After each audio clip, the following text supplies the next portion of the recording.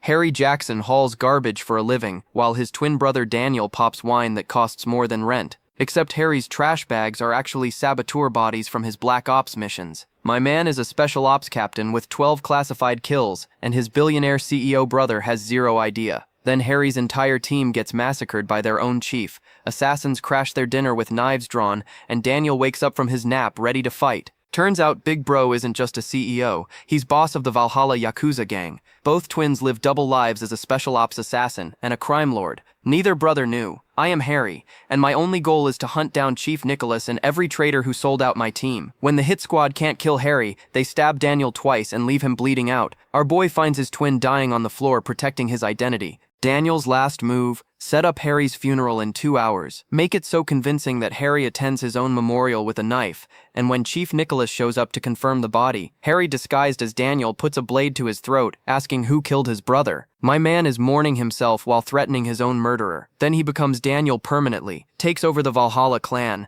and hunts Nicholas's entire task force as a dead man wearing his twin's face. Guys, absolutely demolish that like button harder than Harry demolishes assassins at his own funeral, and smash subscribe if you want the wildest twin identity swap ever. I need your support like Harry needs his brother back. Now let's see how a garbage man became the most dangerous dead CEO alive. Two brothers, same blood, wildly different lives. Big brother Daniel Jackson is a multi-billion-dollar CEO, casually popping open wine that costs several $100,000. Meanwhile, our boy Harry Jackson is hauling garbage for a living and can't even step into a restaurant without getting hassled. The kind of brothers where one is in Forbes and the other is in a garbage truck, both unbothered. Turns out, Daniel had been trying to arrange a meetup all day.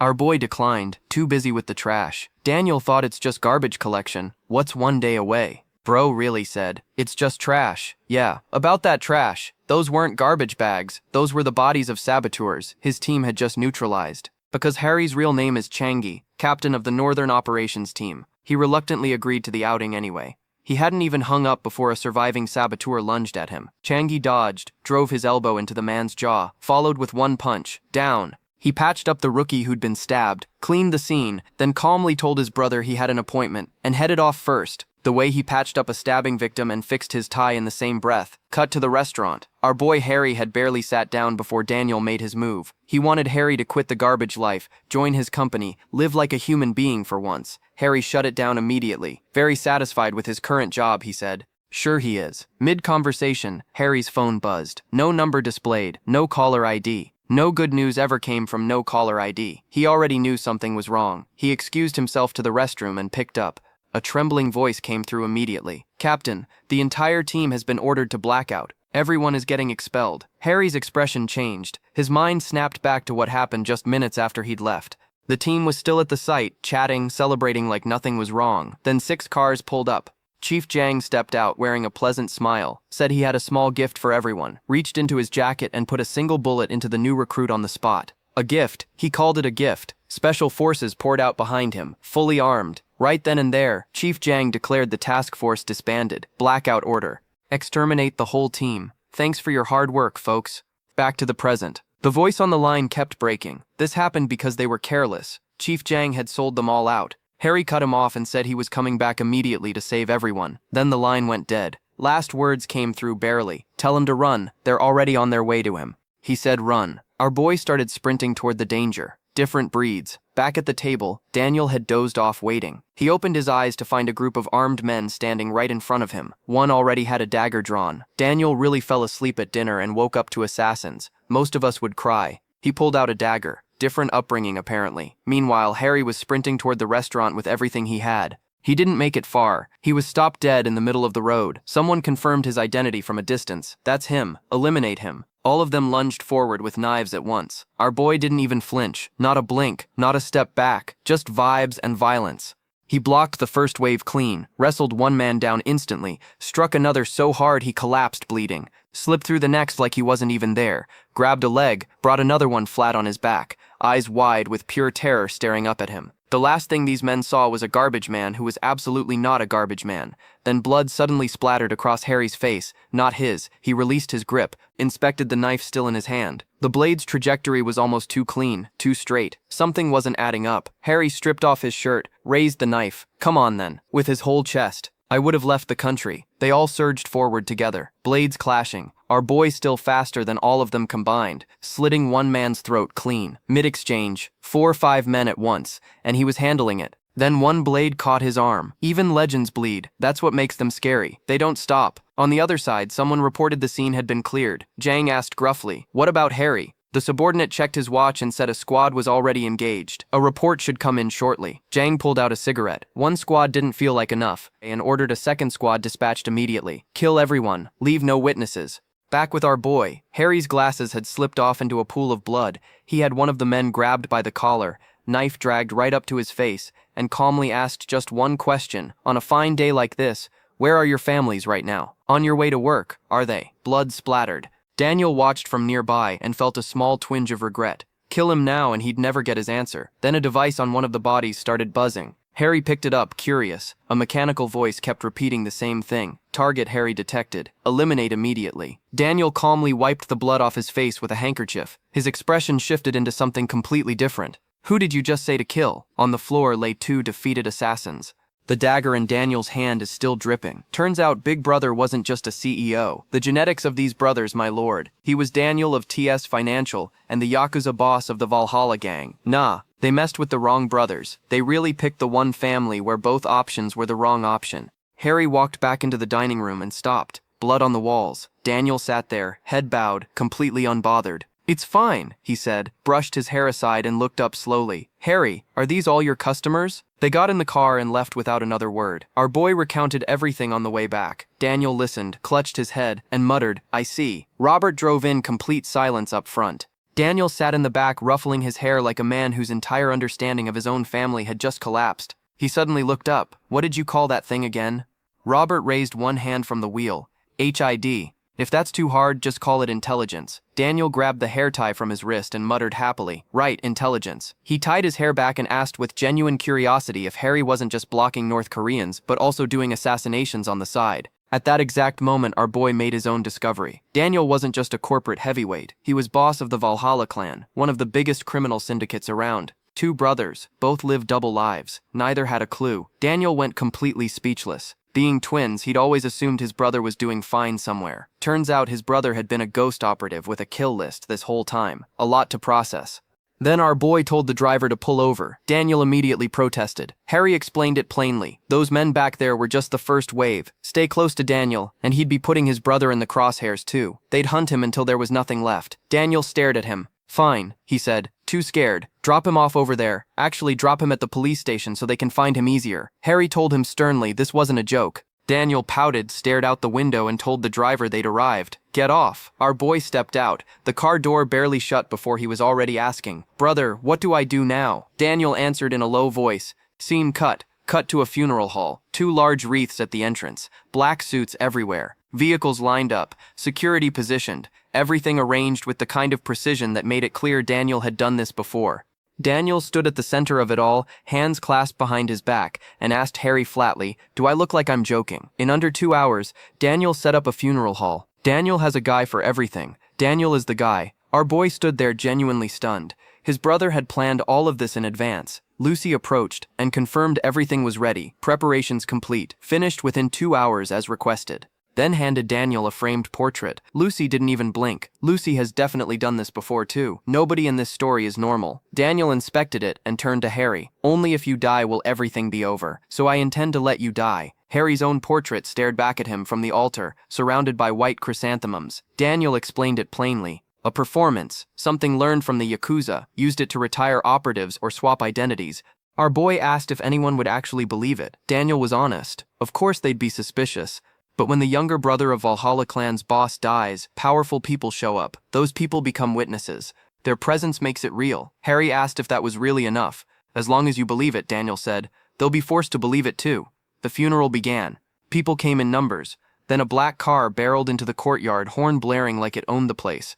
One of the Yakuza sidekicks crossed his arms and demanded to know what this was. Every VIP had already arrived. Were these people here for a free meal? Nobody answered. Inside the car, Nicholas was reading quietly. The twin brothers' dossier. He studied Daniel's photo, muttered something about moving house, then landed on Harry's profile. "Just a thug, huh?" The sidekick got tired of waiting and started pounding on the tinted window. "Can't just park however you like at a funeral." The glass was too dark to see through. Didn't stop him. Inside, Nicholas gave his instructions calmly. Final mission before deployment.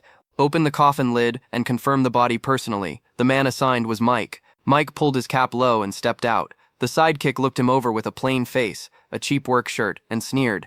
"You wear that to a place like this?" Mike didn't answer. Mike is built differently. Mike does not dress to impress. Mike dresses to leave. The sidekick jabbed a finger at him. "Are you here for a walk?" "Shut your mouth, dog." Mike punched him clean in the face without changing expression, told him to circle the car another way. "Keep walking." The sidekick hit the ground. The Yakuza erupted. Someone crashed the funeral. That dog brought a crew. They surged forward. Nicholas's men didn't blink. Two stepped forward. One punch dropped the first Yakuza member instantly. Chokehold locked around his neck. Tight, clinical. Face went bright red. A few gasps, then nothing. The second was handled just as quietly. These weren't street thugs. Nicholas's task force. Northern Operations. Assassination Unit. Same world as our boy. Different side of it. Daniel and Robert watched from above. Robert took one look and decided it was time. Unbuttoned his vest. Took it off. Walked down the steps. His frame alone cleared a path. Tall, broad-shouldered. Each stride covering half the staircase. He walked straight up to Mike. "At a funeral, we only receive those who've been notified," he said evenly. "So stop." Mike tilted his head and stared back like he hadn't heard a single word. Before Robert could finish, a man swung a heavy hook straight at his face. "And that's the last good decision anyone in this courtyard made today." Robert didn't move. The voice stayed level. "Could you stop and drive off?" he continued, as if nothing had happened. This was Robert, head of Valhalla clan's security, underboss from Hanadong. They named him Motionless Yakuza because he simply does not move. Not for punches, not for feelings, not for anything. Courtesy was over. He swung one hand, grabbed the man's jaw, and squeezed, then hoisted him clean off the ground. The courtyard went silent. He dropped him. Locking grip forced him straight to his knees. One look at the man's face told everyone present they'd badly miscalculated. Robert rolled up his sleeves. The man couldn't move. Could only whimper. Robert tightened his grip. The crunch of bone echoed across the courtyard. Mike hit the ground and didn't get up. The others stood frozen, hands instinctively going to their own jaws. Then someone snapped, "You uncultured brute, don't get careless." Everyone charged. Robert didn't flinch. His frame moved like a blade between two attackers at once. Grabbed one man's face and held it. The other threw everything he had directly into Robert's cheek. Robert stood still and didn't retaliate. Encouraged, they took turns raining blows, screaming at each other to knock him out already. Robert waited, then raised one hand and sent a single punch back. The man felt like the sky had fallen on him, hit the courtyard face first and stayed there. The last man, still in Robert's grip, made his move, both hands around Robert's wrist, launching himself upward, legs locking around Robert's neck in a move designed to snap it clean. Robert's hand never left his throat. Didn't stumble, didn't buckle, didn't move an inch. The man hung there, squeezing with everything he had, going nowhere. Robert lifted him clean off his neck. Below, the other man was crawling back up, clutching his skull. His pupils shrank the moment he looked up. Robert hurled the first man straight into him. Both heads cracked together. They dropped and didn't move again. Every single one of them down, done. Nicholas sat in his car watching with a darkening expression. Not what he'd planned. He clicked his tongue, muttered that none of these men were any good, and told his driver to just open the coffin lid and confirm the body. Then he put his glasses on, straightened up, and stepped out. Buttoned his vest carefully. Walked up to Robert with the most diplomatic smile he had. Sorry about that. Seems there was a misunderstanding." He produced his identification. Harry's superior. The deceased. They'd only crossed paths once on the way here, probably causing some confusion. He had a few things he'd like to say. Robert paused, glanced up toward Daniel. Single slight nod. Robert stepped aside. "Follow me," he said politely. Robert said, "Follow me," after just dismantling their entire squad with his bare hands. The hospitality, the range. Nicholas went straight inside, lit an incense stick, and performed the rites, then stood staring at Harry's portrait on the bed of white chrysanthemums. His thoughts were elsewhere entirely. Was he really dead? And if so, how much did Daniel actually know? Was our boy gone, or was the household back in play? Cut to one day before the funeral. Harry had laid everything out, every detail. Daniel sat quietly processing it all, then muttered, so he started selling everyone out and caused this entire mess, all because of Nicholas. He pulled out a cigarette. "Should I fake my death too?" he asked. Our boy told him that wasn't necessary. Daniel didn't need to show his face at all. Just send Nicholas in, bowl soup, see him off. Harry had a different idea. He'd confront Nicholas personally, disguised as Daniel. And so our boy stood at his own funeral in mourning, clothes playing his brother. The moment Nicholas turned around, Harry was already there, small dagger in hand, voice completely cold. "Chief Nicholas." The man turned. "Yes, can we talk for a moment? Can we talk for a moment?" with a dagger in hand. The most polite threat ever delivered at a funeral. At his own funeral, Nicholas studied the face, looking back at him. The gaze was murderous and composed, the two qualities you never want to see combined in someone holding a blade at your eye level. A chill ran straight down his spine. Our boy pressed the blade straight to Nicholas's throat. Took this from his brother's corpse, he said. Explain it well or there'd be another body at this funeral. Who killed my brother? Harry showed up to his own funeral early, with a knife, as the host. Nobody was ready for that, including Nicholas. Nicholas was genuinely caught off guard. First thought, could Harry actually be dead? He composed himself fast, bowed his head, put on his most sorrowful expression. Host of the funeral, please remain calm. Harry passed, carrying out a national mission. He figured that was enough for a common thug. Harry punched him in the face before he could finish. Nicholas prepared a whole speech. Harry prepared one punch. One of them was more efficient. Blood from the nose. Harry grabbed him. What good was all that talk? Who killed his brother? He lunged with the dagger. Nicholas reached into his shirt. Lucy stepped in and pulled Harry back. Robert appeared from the other side, hand firm on Nicholas's shoulder. Time to go home, he said politely. Harry screamed at Nicholas to come back as he walked out. Nicholas left quietly, but his eyes never stopped working, studying the funeral host, measuring every reaction. It looked convincing, genuinely convincing. He'd be back. Moments later, Daniel's face went crimson. He slammed his fist and screamed, "Who killed my brother, you bastard?" Then spun around and asked Lucy cheerfully how that looked. Lucy adjusted his arm, corrected his shoulder angle, and gave a small nod. Our boy stared at both of them. What exactly were they doing? Daniel was already on the sofa with tea, thoroughly entertained. Great acting, he said. Did intelligence agents study performance too? Disguises, infiltration, all that? He set the cup down and sighed. At least it bought time. Nicholas was coming back. He told someone to put a tail on him immediately. Then turned to Harry and casually suggested he move in, arms wide open.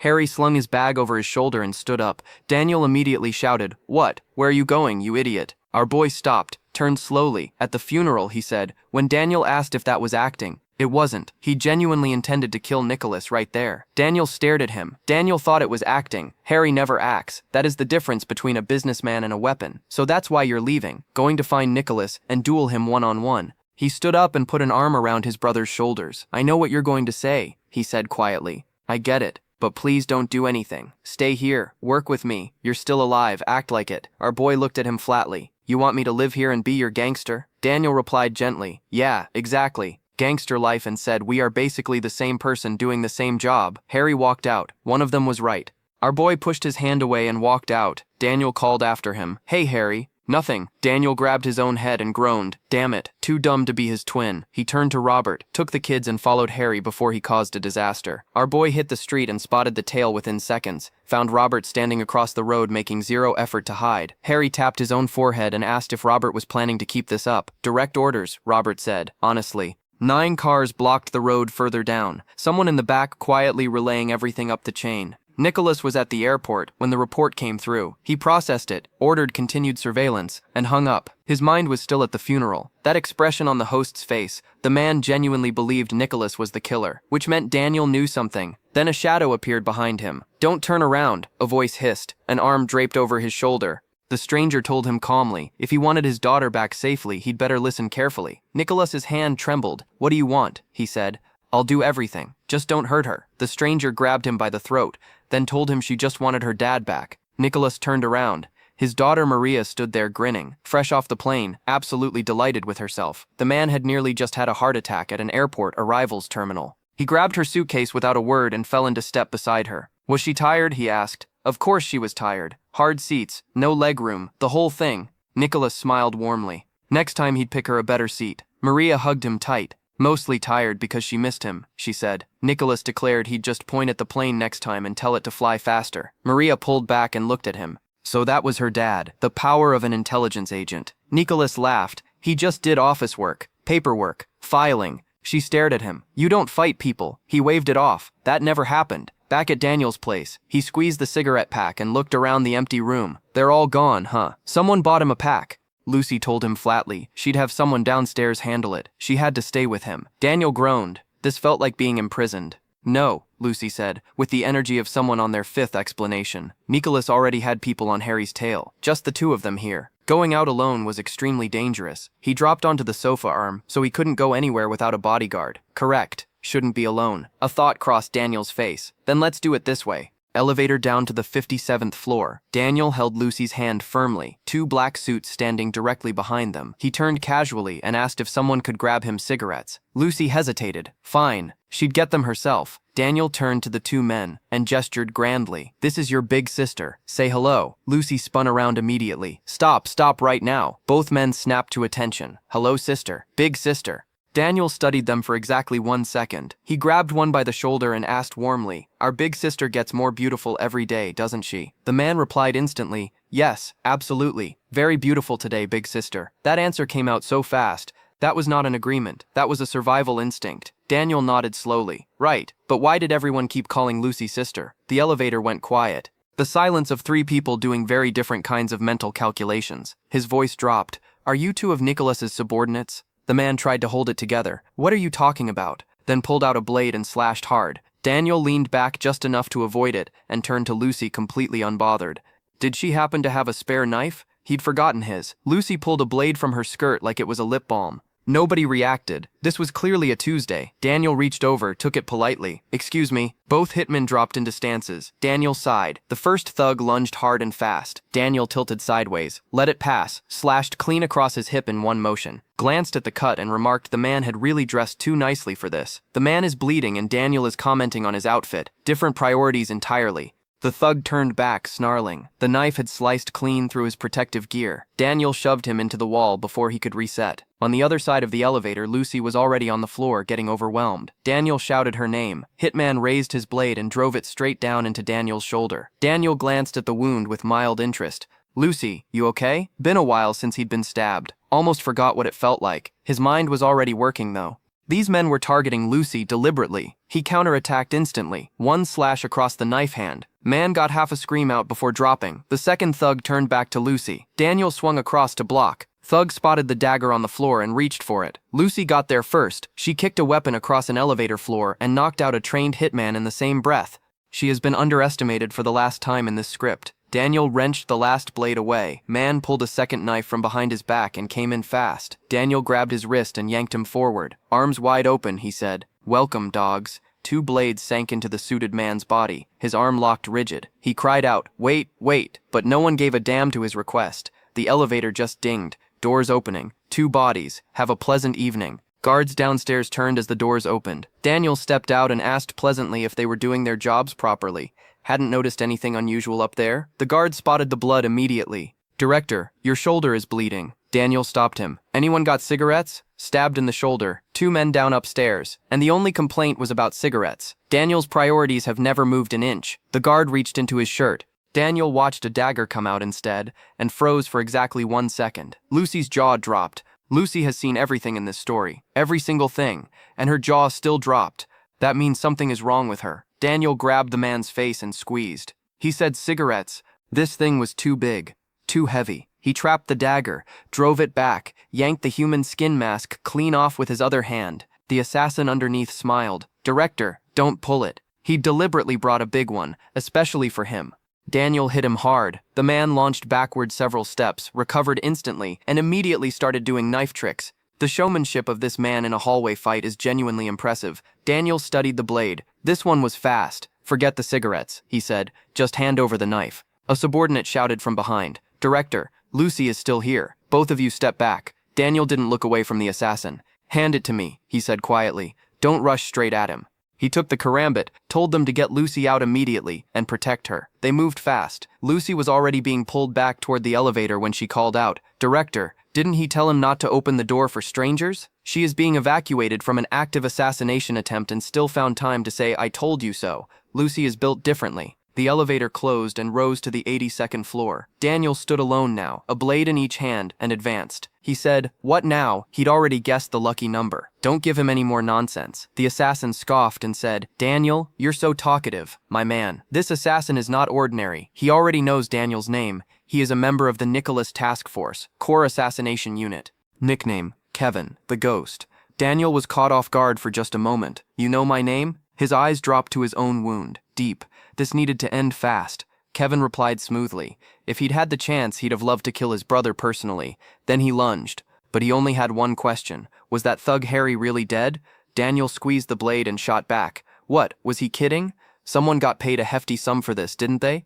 Kevin shifted tone without missing a beat. Fine, he'd changed the question. Where is Harry right now? Daniel grabbed him and cursed. Were his ears full of something or what? Meanwhile, out on the street, our boy Harry and Robert had slipped into a narrow alley. The tail following them panicked at the sudden turn, broke into a sprint, rounded the corner. A punch came out of nowhere and slammed directly into his face. The scout hit the ground sideways and lay there. He was fairly certain something had just broken. Harry crouched down and asked pleasantly, "Chief Nicholas sent you. How'd you find him?" The scout sat up clutching his arm, pulled back his hood and winced. Nicholas wanted confirmation, alive or dead. Harry studied the face, looking back at him, and went completely still. "What did you just say? Could this be Ben?" The scout pulled his hood off the rest of the way and grinned. "Long time no see, Captain."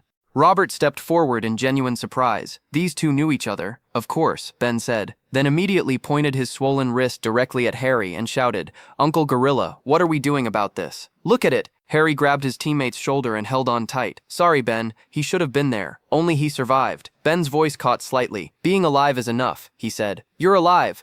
The captain too. "So from now on, next time you eat something good, you have to bring me along." Then he immediately shuddered violently and yelled, "Oh God, goosebumps. That's enough, stop it. Why didn't you say anything sooner?" Harry laughed. First time in days. Ben did that in 30 seconds with a broken arm and zero dignity. That is friendship. Ben answered with the energy of someone reporting minor inconveniences. "My stomach has a hole in it. My arm just got broken too. Just now, actually." He glanced sideways at Robert with mild suspicion. That guy wasn't exactly gorilla-level strong. So why did Uncle suddenly have that expression on his face? Robert had stepped away, phone pressed to his ear. Whatever was coming through had drained his face completely. Something very bad was happening. Back in the elevator shaft, Kevin moved. Daniel took a knife to the chest. Kevin's blade was impossibly fast. Daniel countered immediately, landing blow after lethal blow, giving him no breathing room, all while taunting out loud, "Hey, when it matters you should strike like that. Come on, come here." Inside his head was a different conversation entirely. The longer this dragged on, the worse it would get. His vision was already starting to blur. Kevin circled him. "Daniel," he said, "brother of Harry." Daniel lunged. Kevin stepped aside effortlessly. Daniel's speed had dropped and they both knew it. A thin wire flashed through the air. Kevin caught it and wrapped it tight around his arm in one motion. "Got to admit," he said, "for a thug, pretty decent." He brought the knife down into Daniel's chest. The blade hit the floor a moment later, slipping from Daniel's fingers. Blood dripped red across the tiles. Kevin stepped forward. "I'll ask again. Where is Harry?" Daniel slowly reached up and gathered his hair. "Don't people say you're not very perceptive?" he said casually. Then he cut his own ponytail off. Hair fell across the floor. Kevin stared at him blankly. "What are you doing?" Daniel lifted the clump of hair and held it up. "Does it take this for you to understand?" He smiled through the blood.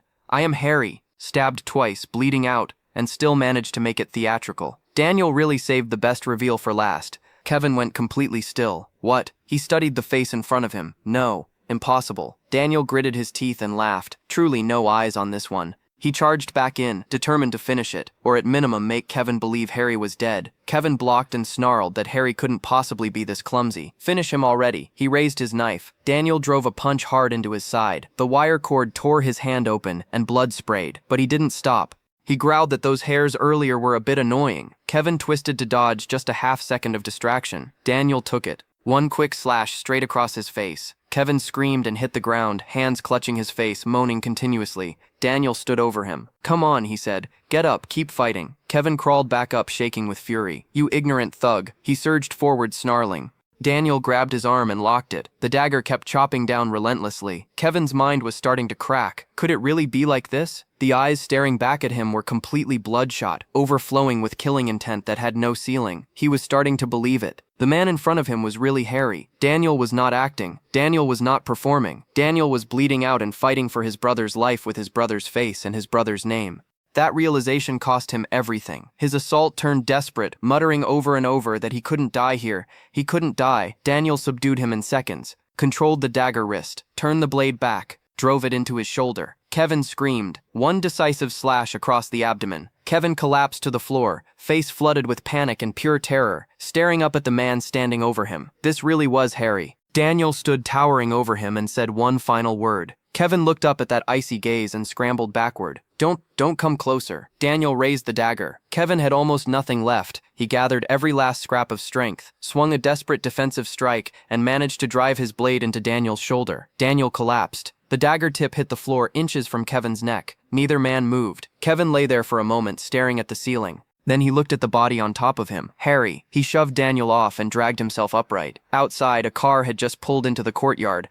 Our boy Harry jumped out before it stopped and ran straight inside. He found Daniel on the floor and dropped to his knees immediately, screaming his brother's name. He checked the wounds with shaking hands. His face went pale. His voice came out barely above a whisper. "Please, brother." Above them, Kevin was already moving, limping up the stairwell, one hand pressing his wounds, the other fumbling open a small notebook. He mumbled to himself as he climbed, "Harry, I killed you." He raised a bloody finger and drew a cross on the page. "I killed Harry." Harry hugged his brother and wept like he hadn't wept in years. He had never felt pain like this before. Later, in a large room, Harry told Robert they couldn't keep going like this. It wasn't just headquarters. Other groups across the region had already noticed Daniel's absence. They needed to choose a new representative. Robert stood up and said quietly, "The Valhalla clan without Daniel no longer exists." Lucy pushed back. So they were just going to watch it collapse? Daniel had given everything. Someone had to hold it together in his place. Robert wouldn't want it falling apart either. Robert cut her off and said, "You really don't understand. There is no one like him. No one can replace Daniel, the motionless Yakuza, standing in a room full of criminals with tears running down his face. Daniel made the unmovable man cry." Somewhere else, Harry walked out. Ben came sprinting after him down the hall. "Captain, Captain," wait, stepped in front and blocked the path. "Where are you going?" Harry's voice came out cold and flat. The wounds on Daniel's body were precise, deliberate. Special task force, Nicholas's direct orders. He was done waiting. Most of Nicholas's teams were operating undercover up north, same as their crew had been. Find them and they'd find a direct line to Nicholas. Ben was getting anxious. He knew, but what exactly were they supposed to do right now? Harry's voice didn't waver. Nicholas did this to his brother. Tears built behind his eyes, but his face stayed stone cold. They were going to find every single one of them and wipe them out, same as what happened to their team. Cut to Pangeo, Techno Valley, the kind of place where everything is expensive and nothing is useful. Alan, chairman of ICT, was peeling a pear and already complaining. He stood up with the energy of a man personally offended by urban planning. Nothing to eat. All tailor shops, nowhere to dig up real money. Back in his day, a man had to swim through Seoul's big currents just to get a seat at the table, one of the 4 major organizations under the council. He wanted that seat. He walked to the railing, pulled out a knife, and started reproaching the man dangling below it. During all that time, he said, their department head had whispered nothing but meaningless sweet talk in his ear. Hadn't he? The department head hung from the railing with what little dignity he had left and protested. Sweet talk? What exactly was he supposed to have said? Alan calmly cut one of the ropes and tossed aside a pear slice that wasn't to his liking. The department head screamed, "Mr. Chairman, you don't mean that, right?" Alan informed him casually that Valhalla clan had been attacked. A friend in Seoul confirmed it, tangled with an unknown force, currently in chaos. No sign of Daniel anywhere. He cut another rope. Was the report accurate? He growled. The department head confirmed it with everything he had. Accurate. Completely accurate. Daniel had missed the council meeting entirely. Alan asked softly, "Anything else?" The department head was certain he'd told him everything. Alan chuckled. He understood completely. He cut the last rope. The department head plummeted. Screams all the way down. Alan turned to his men. Today, he announced, they were eating well downstairs. Alan dropped a man off a balcony and immediately made dinner plans. The transition was seamless. Below the balcony, the department head lay sprawled on the ground, staring at the sky. "Am I not dead yet?" Cut to the livestock market of Mahjong. Our boy moved through the quiet market under the lamplight, hand tight around his dagger. His mind was working. Nicholas's method. Never hide things where anyone would look. His men were trained the same way. One wrong move, and Harry would walk straight into them. He pushed open a door. Bodies everywhere. Slaughtered. Harry has seen a lot of rooms. This one stopped him at the door. That means something. A shaved-head man sat alone on the floor and looked up calmly. "Who are you?" he asked. "Your target wasn't Harry, was it?" Then he saw Harry's face. "You're still alive, badly wounded, but managed a weak grin anyway. Hey, clean that mess up. If it hadn't been Harry showing up, he'd be dead right now." Our boy crouched down. "What happened here?" The man sighed. "Nicholas, that bastard coordinated everything at once. Radio equipment, simultaneous hits across the board. People dropped like targets. Other companies cleaned out too. Same story everywhere." He grabbed Harry and held on, voice fading fast. Harry told him to stop talking, but the man kept going with whatever he had left. Harry didn't have the strength to take on Nicholas. Not yet, not alone. He used his last breath to tell Harry to run. Harry has never once run. Everyone who knows him knows that. He said it anyway. Baldy then slumped down and went still. The word organization hung in the air. Meanwhile, at Valhalla clan headquarters, Alan had arrived with a plan and was already surveying the bodies on the floor with deep personal disappointment. One of the 4 major groups under the council, he said, shaking his head. How utterly disappointing. Then Robert materialized from the other side, stone-faced, a thug dangling from each hand like luggage. He dropped them both and looked at Alan's crew with complete disinterest. Fourth-rate gang, he said flatly. 4th group this week stupid enough to show up here. Alan's man sneered and pulled out a dagger. He'd been planning to be modest about this, but since they wanted to talk like that, fine, he'd play properly. His men fanned out and surrounded the room. Robert said he was tired. Robert who carried 2 men in one hand. Robert who doesn't move for punches. That kind of tiredness should have been the only warning anyone needed. Then Harry stepped forward from the crowd and moved to one side. The room shifted. Someone from Valhalla clan looked like they'd just had a nerve cut. Robert turned to Harry. What's going on? Harry replied quietly. To avenge Daniel. He needed an organization. Couldn't do it alone. Could he take over the Valhalla clan? Like it was a small request. Robert stared. Are you sure? He already knew the answer. He just needed to hear it. Alan had heard enough. He shoved forward and jabbed the dagger straight at Harry's face. It's not just your family that's busy, he snarled. Learn to wait in line. Punched to the face before he finished the sentence. Alan told a ghost operative to wait in line and got a punch as the response. The line was very short. Alan stumbled back, clutching his nose, cursing, then looked up at who'd hit him. Isn't that Harry Jackson? He stepped back. Isn't that Daniel Jackson? Neither answer was good. Alan's nose was already regretting the whole thing. Alan's men erupted. Daniel? Could Daniel have actually returned? Alan shoved 2 men forward. It didn't matter who it was. They had the numbers. They always have the numbers. The numbers have never once helped. 2 underlings lunged immediately. Our boy gave them no chance. 1 slash took down both simultaneously. Alan screamed at his men to grab their knives. They didn't have hands left to grab knives with. One came charging from behind. Daniel, you think knives won't stab you? Bang. Dagger flew out of his hand and buried itself in the ground. The man froze. Alan ordered a full retreat immediately. Back to Pangeo. Nothing left here. The most honest thing Alan had said all evening. Valhalla clan erupted the moment the enemy turned and ran. Director Daniel is back. Cheers kept building. The director is here. The director has come to help us. Robert stood in the middle of it all and watched quietly. He'd believed Valhalla clan couldn't survive without Daniel. That had been his conviction. But listening to those cheers rising around him, something shifted. Robert who cried. Robert who said there was no one like him. Robert standing in the middle of those cheers, realizing he was wrong and being glad about it. Robert stepped up beside Harry and looked at him steadily. You want Valhalla clan, don't you? If you want it, there's only one way. Harry, you must become Daniel, the brother who collected bodies, asked to become the brother who moved them. Same blood, completely different weight. Cut to a luxurious room across the city. A group sat around a banquet table, picking at food and trading rumors. Steve noted Daniel hadn't appeared in over a month. Charlie swore and said he'd told everyone that Thug was already finished. Emma swirled her glass and said it was sounding very tempting indeed. Jack said quietly, if Daniel was truly dead, then Valhalla clan was finished. It was Daniel's organization. Without him, it was nothing. The empty seat at the head of the table said everything nobody wanted to say out loud. A group moved down the corridor toward the meeting room.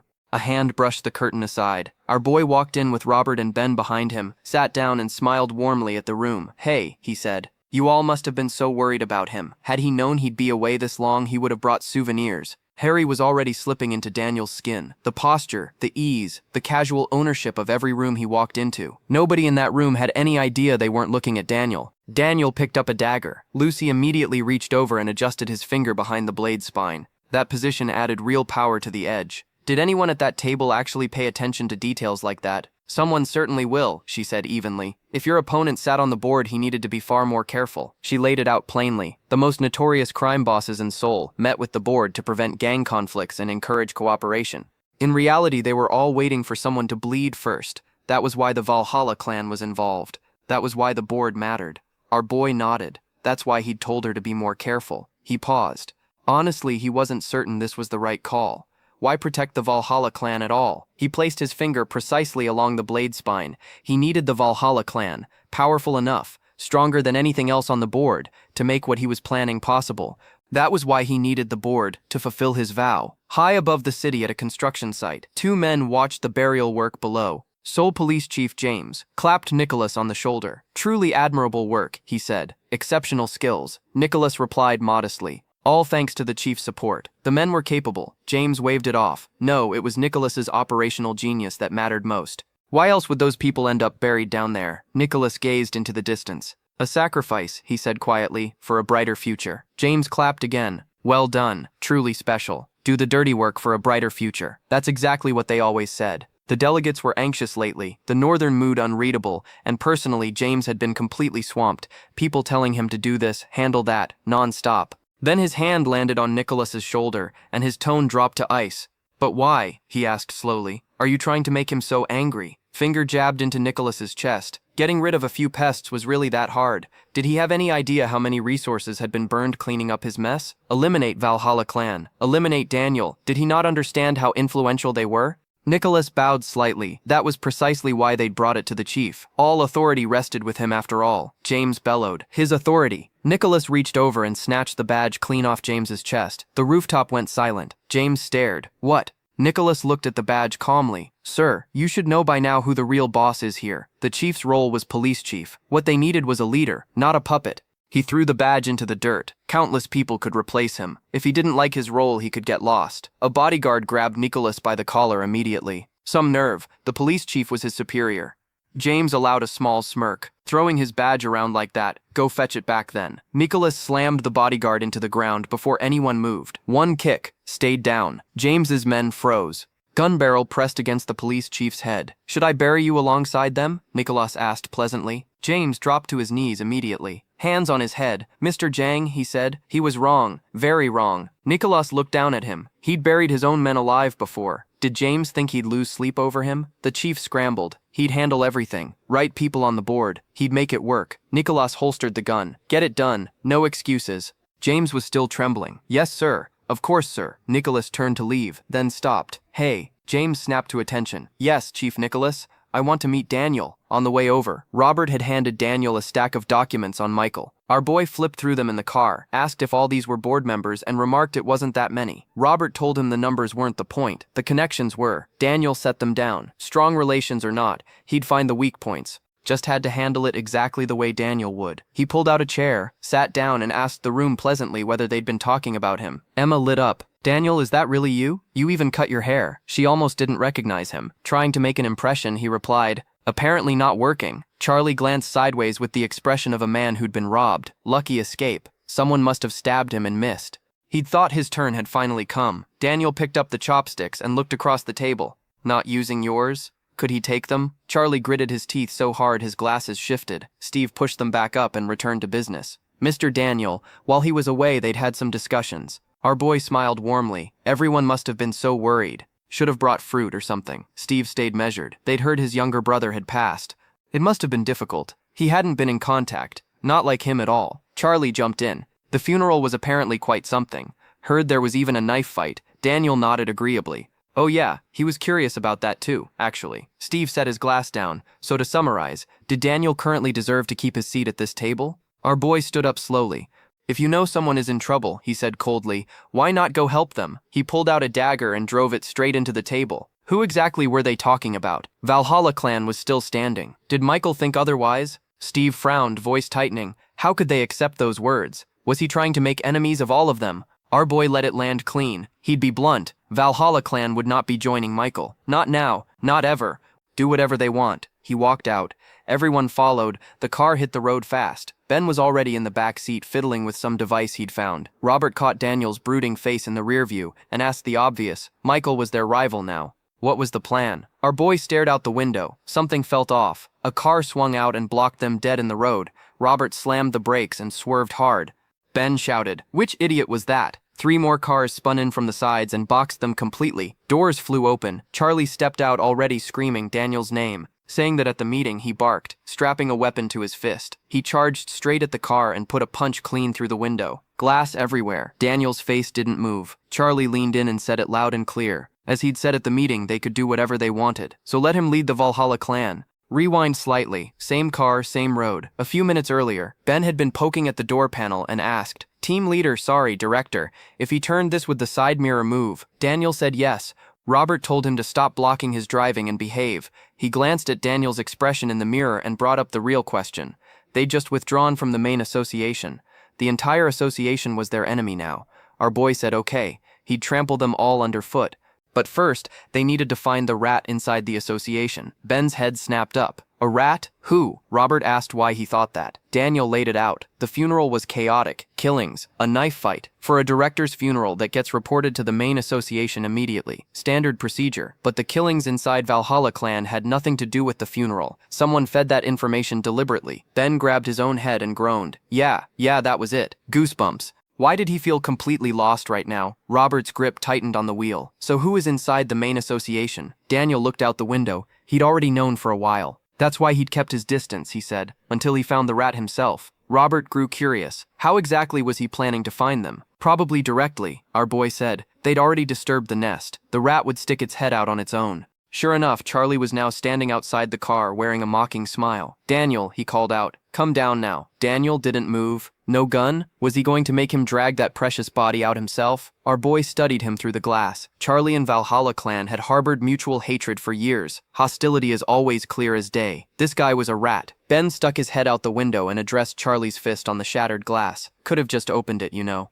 Cars were expensive. Basic manners. Take the dog claws off, throw a bone, and the dog leaves. Charlie stared at him. You the beaky from earlier? What did you just say? Ben climbed out and stepped right up to him. What was he going to do about it? First time in this car today. Good mood. Didn't want any trouble. Charlie sneered. Did he want a beating? He caught his eye. Besides, did Daniel want to work for him now? Ben blinked. Oh, so he was a subordinate now. Fine then. Fine. First stop. The repair shop. Someone owed him a window. The punch came before he finished the sentence. Ben's hand snapped up and blocked it clean. Charlie stared. Look at those reflexes. Was he a thug or what? Ben looked at his own hand with mild surprise. Oh, he'd blocked it. He studied Charlie with new interest. Hey, he liked this one. Then white cars appeared from the opposite lane. Charlie paused and looked over. What now? Were they throwing a party out here? Then he recognized the face stepping out and his expression shifted. What was going on? Steve said calmly. Representative Charlie. That's enough. Steve was Tenjiku Capital's representative, owner of Good 09 Blades. Charlie's mouth immediately started running.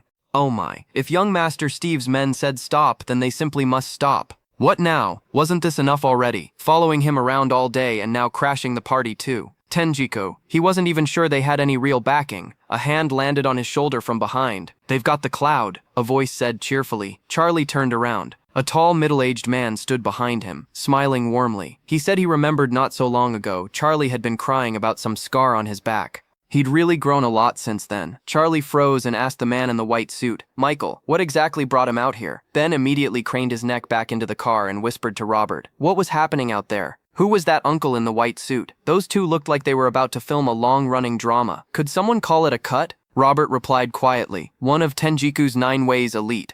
Hadn't expected a 9-Way to show up here. Ben inhaled sharply. A 9-Way, Robert explained. Tenjiku's reputation had fallen considerably in recent years, but in the previous generation they'd been a top organization in Seoul.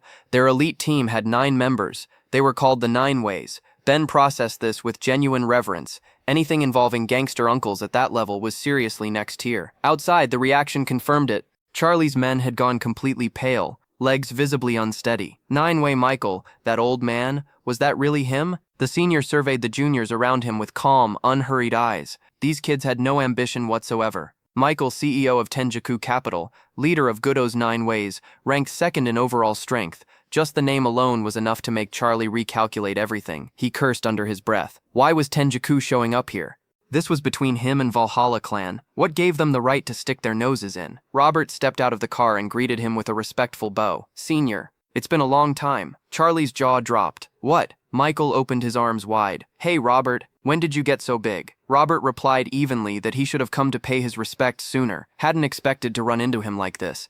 Steve turned to Charlie and said firmly, Representative Charlie, Valhalla clan was being invited to Tenjiku as their guest. Charlie knew exactly what that meant. He snapped, damn it, suit yourselves, and that was the last dignified thing he managed to say before being hauled into the car, still screaming and cursing. Get off him. Damn it, get your hands off. Ben watched him get dragged in like a puppy and snorted. Someone approached the car quietly and said, Director Daniel, please ride with them. This car had a broken window after all. Daniel stepped out and looked around at the scene. Wow, he said. That escalated fast. All over already, huh? He laughed heartily. The attendant laughed back. Director, far too modest. Right this way, please. Michael suddenly suggested the two of them go ahead separately. He had some things to discuss with an old friend. Robert immediately said he'd ride with the director. Our boy waved him off. He was fine. He'd take Ben. Robert's head wouldn't fit in that car anyway. Ben immediately protested that he wasn't small either and made a production of it all the way to the car. The group split off and moved.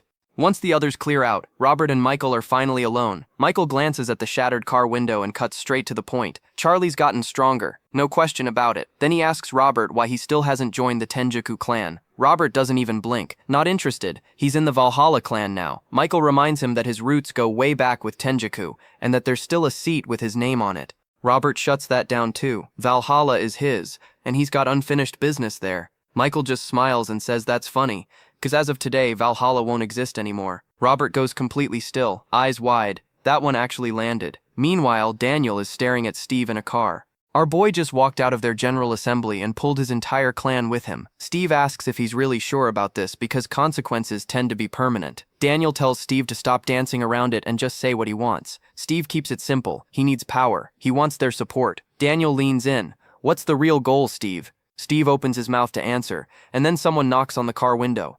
Daniel takes one look outside, then back at Steve, and it all clicks. He knows exactly what Steve wants. He knows exactly who's standing outside that door. The 9 Swords of Gudo, right on cue. Steve says Daniel left him no choice. This was the only move he had left. Daniel laughs. Tell him he just wasted everyone's time. Then the laugh disappears, and he calls Steve that rat inside the association whom he is searching for. Daniel turns to the window and quietly tells his friend Ben to hold Steve here until he comes back. Steve's sidekick, who has been sitting there this whole time thinking he's part of the conversation, decides now is a great moment to open his mouth. Ben doesn't let him finish the sentence. One punch. Lights out. Sidekicks don't talk when bosses are speaking. Outside, the bald man cracks his knuckles and tells Daniel not to sweat it. This won't even take a minute. Meanwhile, Charlie sat in the car chain-smoking and seething. Steve's men, he muttered. Damn it, dragging in the 9 ways for this. A henchman asked genuinely, just how fearsome were the 9 ways anyway? Charlie looked at him. Who here was good at fighting, he asked. The henchman perked up immediately and raised his hand with a servile smile. His face went blank a moment later when Charlie slapped him clean on the head. Then take a few hits and find out, he snapped. This dog knew nothing and talked too much. Damn. He exhaled a long stream of smoke and stared out the window. How did Tenjiku manage to take over all of Seoul back then, he muttered. How were they still holding their seat in the main association? He grabbed the henchman's face and squeezed. I used to wonder the same thing, he said, voice dropping. Then I saw it with my own eyes. 3 members of Tenjiku walked into an entire organization in the Gangbuk area and dismantled it completely. There were 9 of them back then, 6 remain now, and with just 3 of the 9 ways, everything gets smoothed over quietly. Who in their right mind would dare fight them? The henchman asked. What if someone actually brought the 9 ways down? Charlie replied without hesitation. Then that person would swallow all of Seoul whole. Night fell, the moon came up over the lake. 2 men sat on the shore with fishing lines in the water. The low-voiced one spoke first. He was being kind here. Valhalla clan wasn't what it used to be. Just the hill behind the neighborhood now. That was Police Chief James. He laid it out plainly. Because of the upper-level project, Daniel had lost his brother. Valhalla clan had gotten dragged in, and now look at them. So Tenjiku needed to move first. Right now. Sitting beside him was Tenjiku Capital Chairman Steve of the 9 Blades. He replied steadily. Even so, there needed to be a justified reason to start a war. James pressed harder. Hesitate like this and everything would be taken. He'd always been too cautious. That caution was exactly why Tenjiku had ended up where it was now. If the former chairman were still alive, he'd have moved long ago. If the main association had the 9 blades behind it, nobody would dare make a sound. They had the sharpest blade in Seoul. Why hold back? He was honestly only saying this for the chairman's sake. Rebuild Tenjiku from Valhalla clan's foundation. Steve stood up slowly. He stared out at the dark water and said quietly, We'll make the Valhalla clan collapse. James smiled with deep satisfaction. That's right, now go. Steve turned and said his condition flat and clean. In return, let us participate in the project. The hook had found its prey. The police chief went quiet for a moment. Then he laughed. Loud and obnoxious, like a man who had never once been told no in his life. He made it very clear where he thought Daniel stood, somewhere far below his polished shoes, not worth the same table, not even close. Back at the docks, that cocky baldy had promised it wouldn't take long. He was right, it didn't. Daniel's fists settled the argument before it even started. A relentless flurry of punches wiped the confidence clean off the baldy's face. The man crumpled to the ground like a bad receipt. Daniel stood over the chaos and made one thing crystal clear. Valhalla clan wasn't falling while he was away. Whether someone had put these idiots up to it or they came up with this stupidity all on their own, they had guessed very, very wrong. He was here now, and today, Tenjiku will fall. The baldy somehow got back up. He spotted his broken glasses on the ground, looked at Daniel, and had the absolute nerve to act unbothered. He muttered something about Daniel not usually being like this, threw in a little comment about age, said maybe in 10 years Daniel would have a shot. The two goons standing behind him nearly fell over laughing. One of them reminded Daniel it had been a while since anyone watched him take a beating. The other just stared at him with that special kind of contempt reserved for people they considered already finished. The baldy snarled at his own men for just standing there watching and exploded forward. The attack came instantly. No warm-up, no posturing. The man was on Daniel before he could set his feet, forcing him to throw his hand up in a desperate block. The red-haired guy rushed in right behind, grabbed Daniel by the collar with both hands and drove him hard into the ground. The man hit like something that had no business being human. Daniel barely registered the landing before a kick came screaming in from the other side. The man declared that Valhalla would fall apart as he launched it. Daniel braced and took the impact on his arms. Then thunder arrived from his right. Another threw a punch that rattled the air itself. Daniel threw himself sideways just fast enough to avoid the worst of it. 3 of them. Rotating, flowing, hitting from angles that shouldn't exist at the same time. These guys are the 9 blades of Tenjiku clan. Daniel's mind worked fast. Each one was powerful alone. Together they were something else entirely. A closed quadrilateral, a perfect trap that tightened every time he moved. Attack one point and the other 3 would close in and bury him. But every shape has a weak corner. His eyes found the baldy. One straight punch, no theatrics. Just knuckles meeting face with zero apology. The baldy spat blood and went down. The quadrilateral broke. His team member moved instantly, rushing over to catch the baldy before he fully hit the ground. The baldy did not appreciate the help. He shoved himself upright and snapped at his partner for treating him like some fragile old man losing his mind. His partner said nothing. He turned around and launched himself straight back at Daniel instead. No hesitation. No ego. Just pure relentless pressure. Daniel sidestepped clean. The attack cut through empty air. But this Tenjiku guy wasn't done. He shot his hand out, snagged Daniel by the shirt, and yanked him backward hard. Before Daniel could recover his footing, the lock was already on. Arms pinned, nowhere to go. The baldy saw his opening. He looked at Daniel with something between disappointment and contempt, the face of a man who expected more from his enemy, and drove a straight punch directly at his face. Back in the car, Steve tried to move. Ben's blade was already up before he got anywhere. Ben twirled the knife once and made it simple. He was assigned to watch over Steve today. Steve wasn't going anywhere. Then Ben looked out the window and said what everyone was thinking. What the uncles? Steve explained it plainly. They are Tenjiku's 9 blades. Everyone had written Tenjiku off, called it a dying organization running on old reputation, but everyone had missed one thing. A loud crash answered before he could finish. The car window cracked. Jean Wum came flying onto the hood, badly hurt, and very much done for the evening. Not far from the car, Chanho looked at Robert and told him their ties ended here. Robert said nothing out loud. He just thought about the 9 blades still standing. Steve sat in the car and delivered his verdict. They were no match. Ben ignored him completely, opened the door and muttered something about gangster uncles under his breath. Steve told him to sit down, told him nothing would change even if he stepped in. Ben paused, asked who exactly Steve thought he was stepping in for. Then he smiled. The kind of smile that meant he already knew something Steve didn't. If he didn't go, those uncles were going to die. Outside, Daniel was still in it. The Tenjiku men kept coming and kept getting dropped, but one of them was genuinely no joke.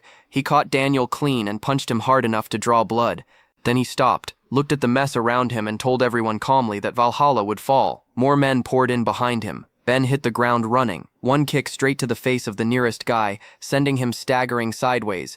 The baldy caught his comrade, looked at Ben, and the question was simple. Did he want some too? Ben clutched his stomach and told them he was just kidding, then pointed helpfully and suggested they'd be better off dealing with whatever was happening right over there. Nobody laughed. One of the Tenjiku men turned back to Daniel, grabbed his arm and twisted. One clean motion. The crack that followed made even the Tenjiku guys flinch. The man noted it quietly. Dislocated. Useless now.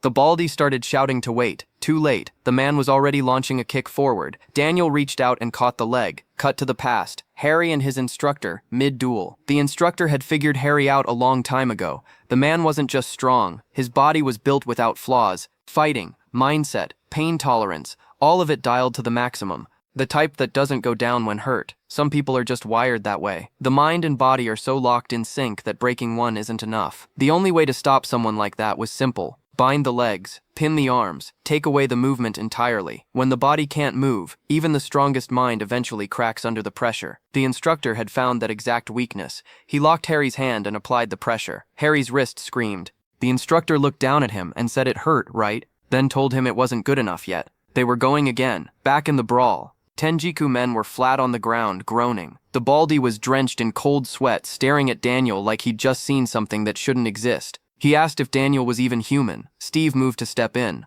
then stopped. A memory surfaced. The police chief, sitting back with his fishing rod, asked Steve what exactly he intended to do about Daniel. Steve had looked confused. The chief had smiled and dropped it casually. Daniel had a twin brother. A brother known simply as the Hitman. Made Daniel a little different from your average thug, didn't it? Then the chief had yanked his fishing rod hard and shouted about whoever missed the catch. Steve stood there now and quietly asked himself what that brother's name was again. Back on the ground, one arm hung limp. The baldy knelt, teeth grinding, and told Daniel this was going too far. Daniel pulled his fist back. Then a shout cut through everything. Steve walked forward and said that was enough. Stop here.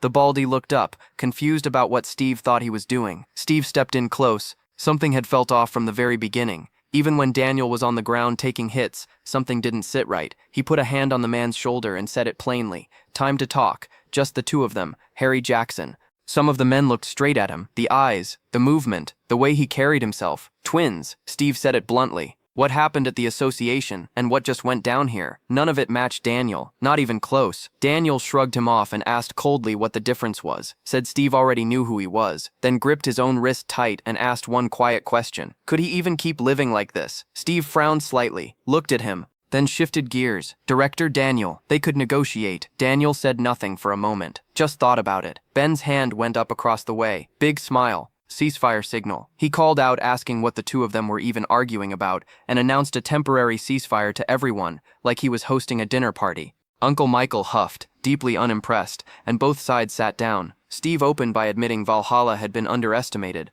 Michael walked over to the Baldies group and asked if they were doing all right over there. Note that Ducky-young had dropped all of them. They admitted it honestly. The kid was a monster. They never stood a chance. Daniel asked coldly what exactly was being negotiated. Ben spotted Robert standing there looking completely untouched and immediately called him out. Uncle Gorilla, not a scratch on him. Then leaned over and whispered whether anyone was sure these guys were actually weakened or if reinforcements were about to show up mid-celebration. Robert said flatly, he was a senior, that's why he was fine. Sean breathed out and said that was probably fine. Then, Ben reminded everyone to stay focused.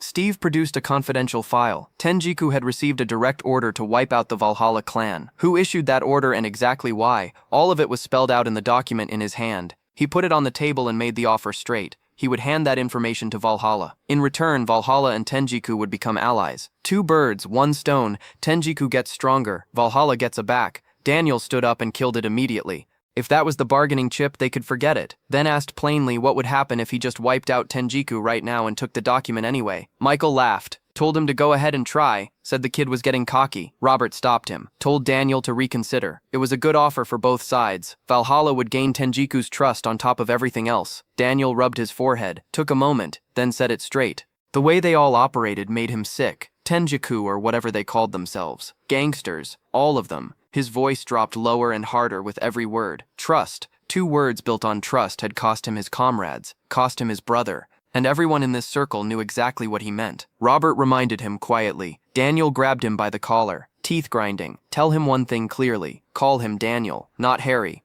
Ben shoved himself between them before it escalated, told them both to calm down, asked if they were seriously about to start round 2 right now, said finish the matter first. Steve picked up the file and walked toward the fire. Daniel watched him, his steps slowed. Steve held the stack of papers over the flames and told Daniel to reconsider the offer. Daniel told him coldly to just hand over the file. That was the only way any trust was happening here. Steve didn't blink, told him to watch his words. No duplicates existed. Daniel drew his dagger. Robert tried to hold him back. Didn't work. Daniel's voice came out loud and completely finished the room. He was finished negotiating, finished with trust, finished with all of it. Tenjiku would hand over that file. No conditions, no deals. From this point forward, Valhalla gave the orders and Tenjiku followed them. Every last blade would fall under Valhalla's command. And Steve was coming with them as a hostage. The Baldy snapped. They called them Valhalla bastards. Tension spiked immediately. Michael looked at his men getting reckless and ordered the 9 blades to stand down. Nobody moved. He stepped forward himself, grabbed Daniel's arm, asked quietly if this really needed to go that far, then reached over and pulled the file straight out of Steve's hand, apologized to Steve without breaking stride, turned and faced the room. Michael, leader of the 9 blades, going to Valhalla as hostage in Steve's place. Daniel looked at him and asked flatly whether the head of Tenjiku could really be compared to Steve. Asked if Michael even had the authority to make that offer. Robert stepped in. 9 blades were Tenjiku's official representatives in the underworld. It was sufficient. Daniel said he already knew that. Robert pushed further. Said the real Daniel wouldn't be acting like this. Daniel turned to Ben and told him to watch every move Robert made, nothing else. Robert stood still and said nothing. He was starting to think Daniel was considerably more complicated than expected. 5 years earlier, interrogation room. Recording started. Harry, White Test Team, confirmed member. Harry confirmed it. The HID task force handled North Korea operations. Harry had just come back from one. Now he was sitting under a microscope. Colonel Max leaned forward, asked about the mission. Classified. Colonel Max didn't take that well. Laid it all out. Harry had entered North Korea, lived among them, worn their uniform, and somehow his information was never verified or flagged. How? Harry said all his information was erased prior to insertion. Nature of the mission. Colonel Max shifted. Fine. Superiors. Unit. Anything. Same answer.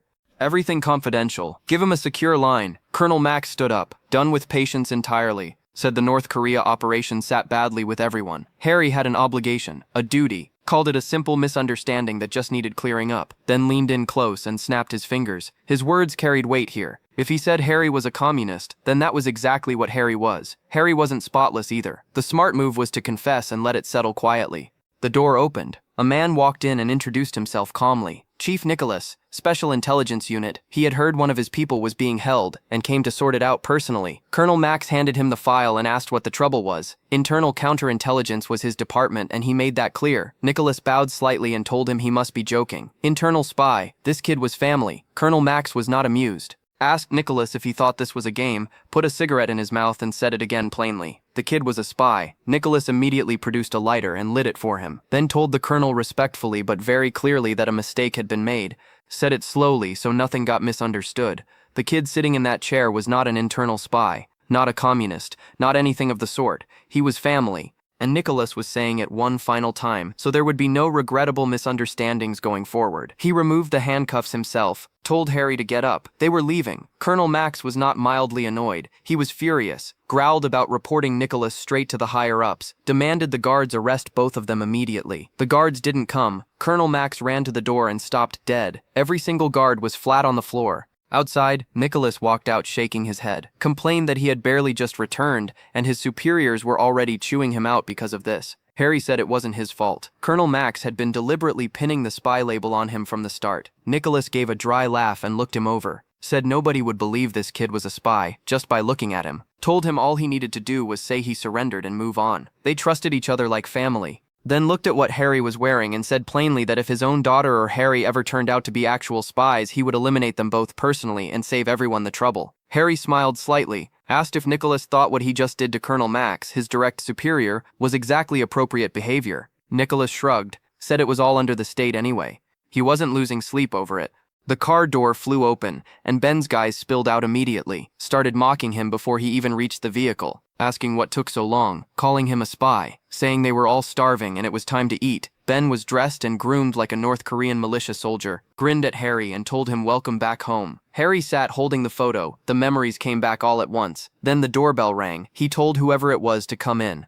Robert entered and reported that Ben was already watching Michael's movements as requested. Harry rubbed his head and said thanks. Said slowly, there was something else that needed discussing. Something about what had just happened. Harry asked if it was about Tenjiku. Robert moved without warning, grabbed him by the collar and yanked him up. Said he was the one who made the mistake. Said Daniel couldn't be handed over to Harry to manage. Then said it straight. Harry is Harry. He couldn't become Daniel. Nicholas sat in a restaurant with his phone to his ear. Asked his daughter if she had eaten. Listened. Told her dad was eating right now and that she needed to remember to eat properly too. Said he wasn't nagging, just worried. Chief James walked in through the door, spotted him, and waved. He sat down, looked around, licked his lips, and immediately complained. Said he knew plenty of good places. That's why he had messaged Nicholas first. Why did it have to be this place? Nicholas told him to sit down. Went back to his daughter briefly, told her no, actually the place was fine. Dad would call back later. His daughter hung up. James grabbed a spoon and chopsticks and asked casually whether the daughter had just come back from studying abroad. Nicholas skipped the small talk.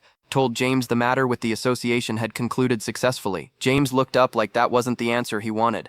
Said the dishes were already prepared and all they had to do was eat, but somehow they had stuffed themselves through the whole meal and still had nothing to show for it. Nicholas opened his rice bowl, said the association were thugs at the end of the day, poured the rice into the communal bowl and asked if James intended to keep dragging this out. James wiped his hands with a napkin and said, "Here they went again." Said they had barely mixed the rice and he was already worked up. Said he had blood on him over this whole thing. But those people weren't easy to handle. Their manager was capable, he admitted that. But it wasn't as simple as Nicholas was making it sound. Nicholas cut in, said they were amateurs at this. It needed to be handled professionally. The One Sing project was launching soon. He was going to have to meet the association directly. James looked up, asked about Sung Men, and if not him, what about his people? He laid it out plainly. If they wanted a foothold in One Sing, managing the association was where it started. Let the counselors taste the benefit early. That way everything would move smoothly when the time came. James scooped braised beans into the communal bowl, said Harry and his people, already suspected by headquarters of siding with the three-strike group, had been dealt with. So with this opening, the manager and the new members could finally step up and prove themselves. Nicholas bowed his head and thought about it quietly. James kept ladling rice into the bowl and muttered that it was such a mess. The mixed rice sat in the bowl, vividly colorful, piping hot, steam rising off it steadily. Daniel sat buried under stacks of documents, clutched his head, said it out loud slowly, like the weight of it had finally landed. He understood now. That was the reason. And because of that reason, everyone had to die. He picked up the small team photo and stared at it. The pain came quietly and all at once, the doorbell rang. Daniel didn't even look up. Just told Robert to come in. Robert stepped inside, took one look at Daniel's face, and apologized for the interruption. Reported that Ben was monitoring Michael as instructed, said it plainly, and waited.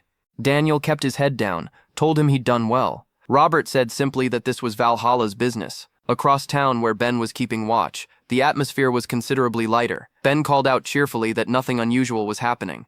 Said Valhalla wasn't bad at all, actually. Getting downtime like this was genuinely nice. Nearby, Steve spoke quietly, apologized, said it was all because of his own mistakes. Old Michael waved it off immediately, told Steve not to call it clumsy, said this situation hadn't come from the organization's judgment. Everyone was simply following that judgment. Steve had trusted it and followed it. The result hadn't gone as expected, but that didn't make it a mistake from the beginning. Some of the men smiled. Michael told Steve to relax, use the time, get some proper rest. They will meet again soon. Ben listened to the whole exchange and leaned over with a grin, asked if Michael was more of a nephew than a boss. Michael laughed, said of course he was Tenjiku's boss, then asked lightly what they were supposed to do if they were causing trouble for their host. He reached over and casually lifted the lid off a plate of food to look inside.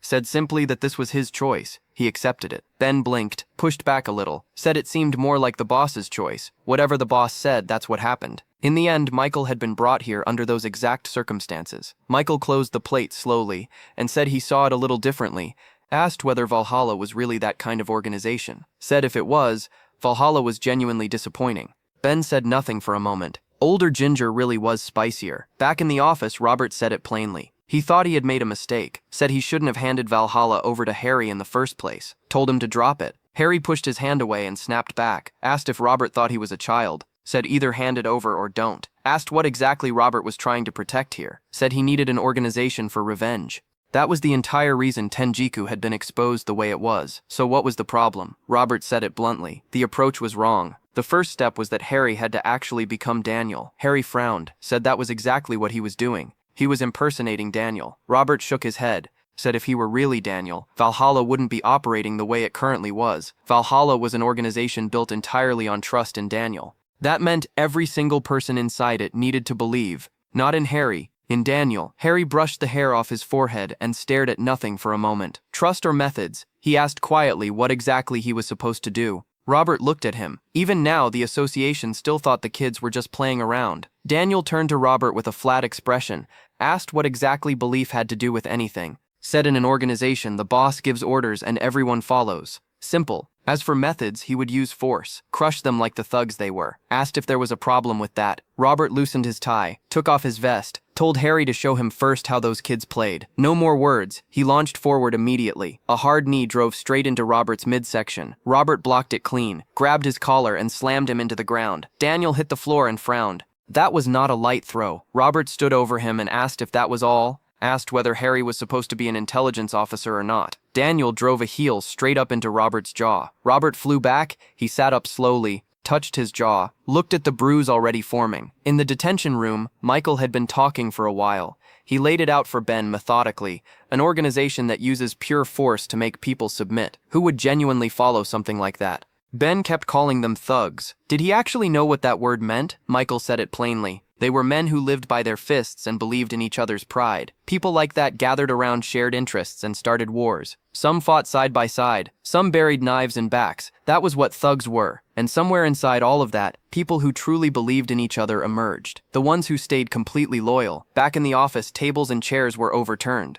Papers everywhere. Daniel sat on top of Robert, fist frozen midair. He held it there for a moment, then exhaled, stood up, walked out without a word, thought to himself quietly that he had been wrong. Handling things by force wasn't the issue itself, but their method wasn't simply about who hit harder. Michael finished his point, said if an organization ran purely on overwhelming force, then it wasn't a gang, it was an army.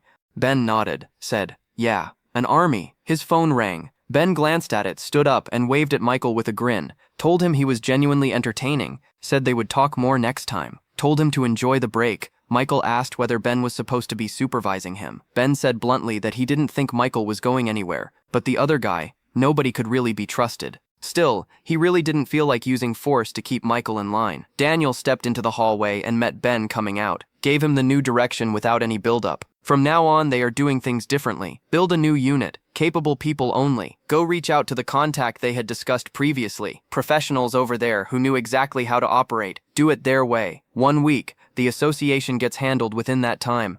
Robert is lying on the floor, hand resting behind his head, drifting back 4 years ago to a snowy night at his tiny restaurant where he was just a cook trying to get through the day. That's when Daniel walked in, covered in blood, flicking a lighter like it is completely normal, casually lighting a cigarette in the middle of a restaurant. The audacity. Robert told him not to smoke.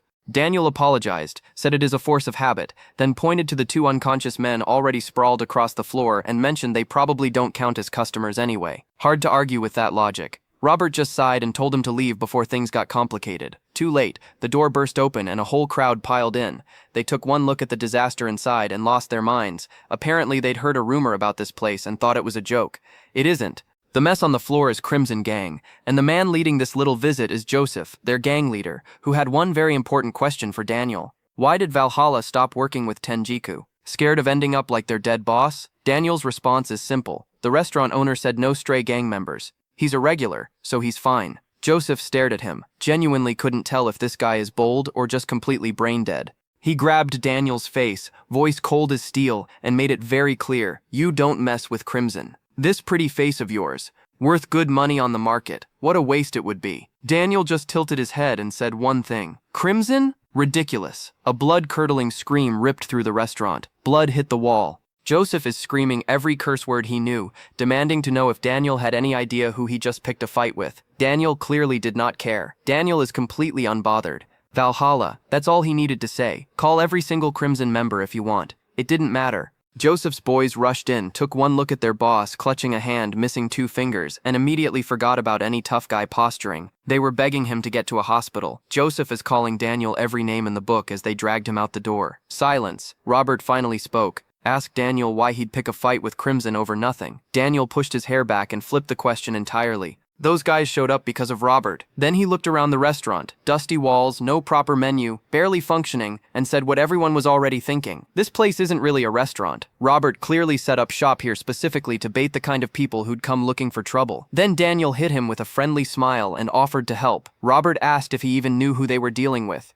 Daniel cheerfully said, it didn't matter. Valhalla, case closed. Then, completely unprompted, he reached forward and told Robert to tie his hair back because it is a mess. Handed him a hair tie off his own wrist like they were old friends. Took it, said thanks. Also mentioned Robert's cooking is genuinely terrible and he should stop immediately. Very serious about that last part. Robert lay there later staring at the hair tie on his wrist, wondering if any of this is the right call. Meanwhile, Joseph is absolutely not over it. 4 years and he still felt that hand. He stared at the missing fingers, and something snapped. He shot up and rallied every man in the room. Valhalla just lost their leadership. They were weak. Now is the time. 50 men ready to go, answering in unison like a well-trained choir of revenge. They hadn't even started planning when something slammed into the door so hard the lookout flew across the room and landed flat on the floor. Everyone froze. A tall man stepped through the kicked-in doorway, face completely stern, eyes scanning every single person in the room. All of this, every bit of it, started because of a spray-painted wall. The manager is losing his mind over a wall. Specifically, the spray paint on the warehouse building that had absolutely no business being there. He wanted a name. Someone gave him one. John. Somewhere else, Ben's ears perked up. That John.